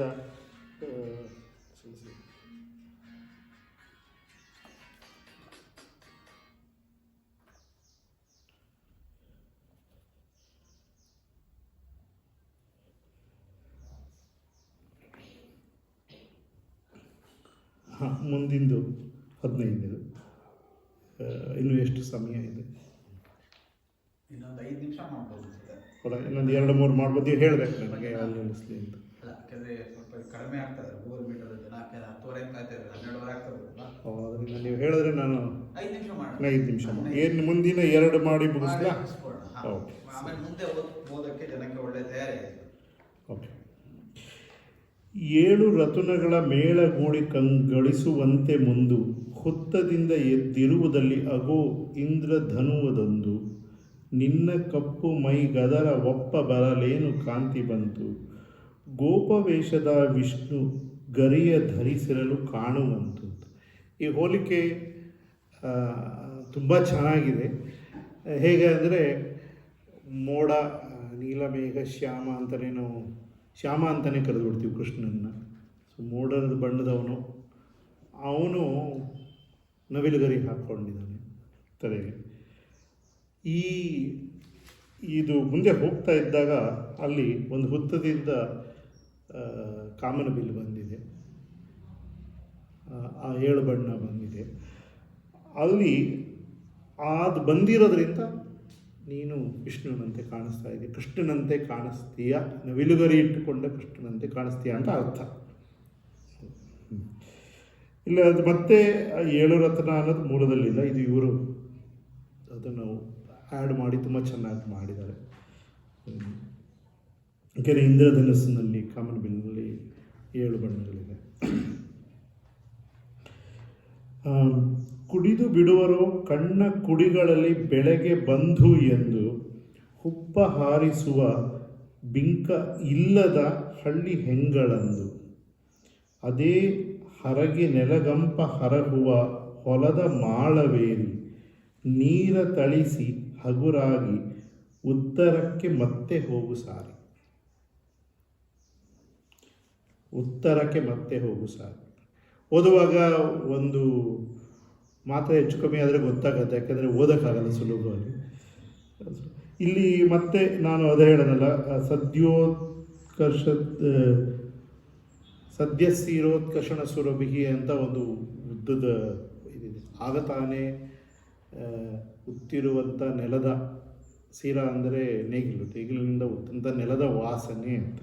ಅದನ್ನು ಅವರು ಅದೇ ಹರಗಿ ನೆಲಗಂಪ ಹರಹುವ ಹೊಲದ ಮಾಳವೇರಿ ಅಂತ ಅಷ್ಟು ಚೆನ್ನಾಗಿ ಅಲ್ಲಿ ಪೂರ್ತಿ ಕನ್ನಡ ಹುಡುಕಿದ್ರೂ ಸಂಸ್ಕೃತ ಸಿಗೋದಿಲ್ಲ ನಮಗೆ. ಅಲ್ಲಿ ಅಷ್ಟು ಆಗ ತಾನೇ ಉತ್ತಿರುವಂಥ ನೆಲದ ಕಂಪು ಸುರಭಿ ಅನ್ನೋದನ್ನು ಅಷ್ಟು ಚೆನ್ನಾಗಿ ಮಾಡಿದ್ದಾರೆ ಅವರು. ಅದು ಮಾಳ ಅನ್ನೋದು ಇಲ್ಲಿ ಇವರು ಮಾಳ ಅನ್ನೋದನ್ನು ಹೊಲಕ್ಕೆ ಸೇರಿದ ಮಾಳ ಅಂತ ಬಳಸಿದ್ದಾರೆ. ಮಾಲ ಅನ್ನೋ ಒಂದು ಶೈಲ ಇದೆ ಅಂತ ಮೂಲದಲ್ಲಿದೆ, ಅಲ್ಲೊಂದು ಸಣ್ಣ ಶೈಲ ಮಾಲ. ಇವರು ಮಲ್ಲಿನಾಥ ಬರೆಯುವಾಗ ಮಾಲಾಖ್ಯಂ ಶೈಲ ಅಂತ ಬರ್ತಿದ್ದಾರೆ, ಹೆಸರಿನ ಶೈಲ ಅಂತ. ಅಲ್ಲಿ ಇದೇ ಎಲ್ಲೋ ಒಂದು ಮಾಲ ಅನ್ನೋ ಒಂದು ಸಣ್ಣ ಬೆಟ್ಟ ಅನ್ನೋದು. ಇಲ್ಲೇನು ಅಂದರೆ ಹಳ್ಳಿ ಹೆಂಗಸರಿದ್ದಾರೆ, ಅವ್ರಿಗೆ ಕಣ್ಣು ಹೊಡೆಯೋದು, ಹುಬ್ಬು ಹಾರಿಸೋದು ಎಲ್ಲ ಬರೋದಿಲ್ಲ. ಅವರು ಹುಡುಗರು ಅವರು ನಿನ್ನನ್ನು ನೋಡ್ತಾ ಇದ್ದಾರೆ ಸಂತೋಷದಿಂದ, ಯಾಕೆಂದರೆ ನೀನು ಬೆಳೆಗೆ ಬರೋದಕ್ಕೆ ಬಂದು ಆಗ್ತಾನೆ ಉತ್ತಿರುವಂಥ ನೆಲ ಇದೆ, ಎಲ್ಲ ಸರಳವಾಗಿದೆ ಅಂತ ಏನು ಇದಾಗಿಲ್ಲ. ಮಾಳ ಅಂದರೆ ಉತ್ತರ ಕರ್ನಾಟಕದ ಕಡೆ ಅಲ್ಲ, ಮಾಳ ಅಂತಂದರೆ ಅದು ಆಗುತ್ತೆ. ಮಾಳ ಅಂದರೆ ಒಂದು ಸ್ವಲ್ಪ ಎತ್ತರದ ಪ್ರದೇಶ ಅಂತಲೂ ಆಗುತ್ತೆ. ಹಾಂ, ಅದು ಇದೆ. ಅದಕ್ಕೆ ಇವ್ರು ಹಾಗೆ ಬಳಸಿದ್ದಾರೆ, ಹೊಲದ ಮಾಳವೇರಿ ಅಂತ ಬಳಸಿದ್ದಾರೆ ಕನ್ನಡದ ಪದವಾಗಿ. ಮೂಲದಲ್ಲಿ ಇದು ಕೆಲವು ಕಡೆ ಯಾವ ಅರ್ಥದಲ್ಲಿ ಬಳಸಿದ್ದಾರೆ ಅಂತ ಹೇಳೋಕ್ಕಾಗಲ್ಲ, ಯಾಕೆಂದರೆ ನೀವು ಎಕ್ಸಾಕ್ಟ್ ಇಲ್ಲೇ ಇದೆ ಇದು ಅಂತ ಹೇಳೋಕ್ಕಾಗಲ್ಲ ಅವ್ನು ಯಾವ ಜಾಗ ಹೇಳ್ತಾ ಇದ್ದಾನೆ ಅಂತ. ಏಕೆಂದರೆ ಈಗ ಅದನ್ನು ವ್ಯಾಖ್ಯಾನ ಬರೆದಿರೋರು ಇದು ಮಾಲ ಅನ್ನೋ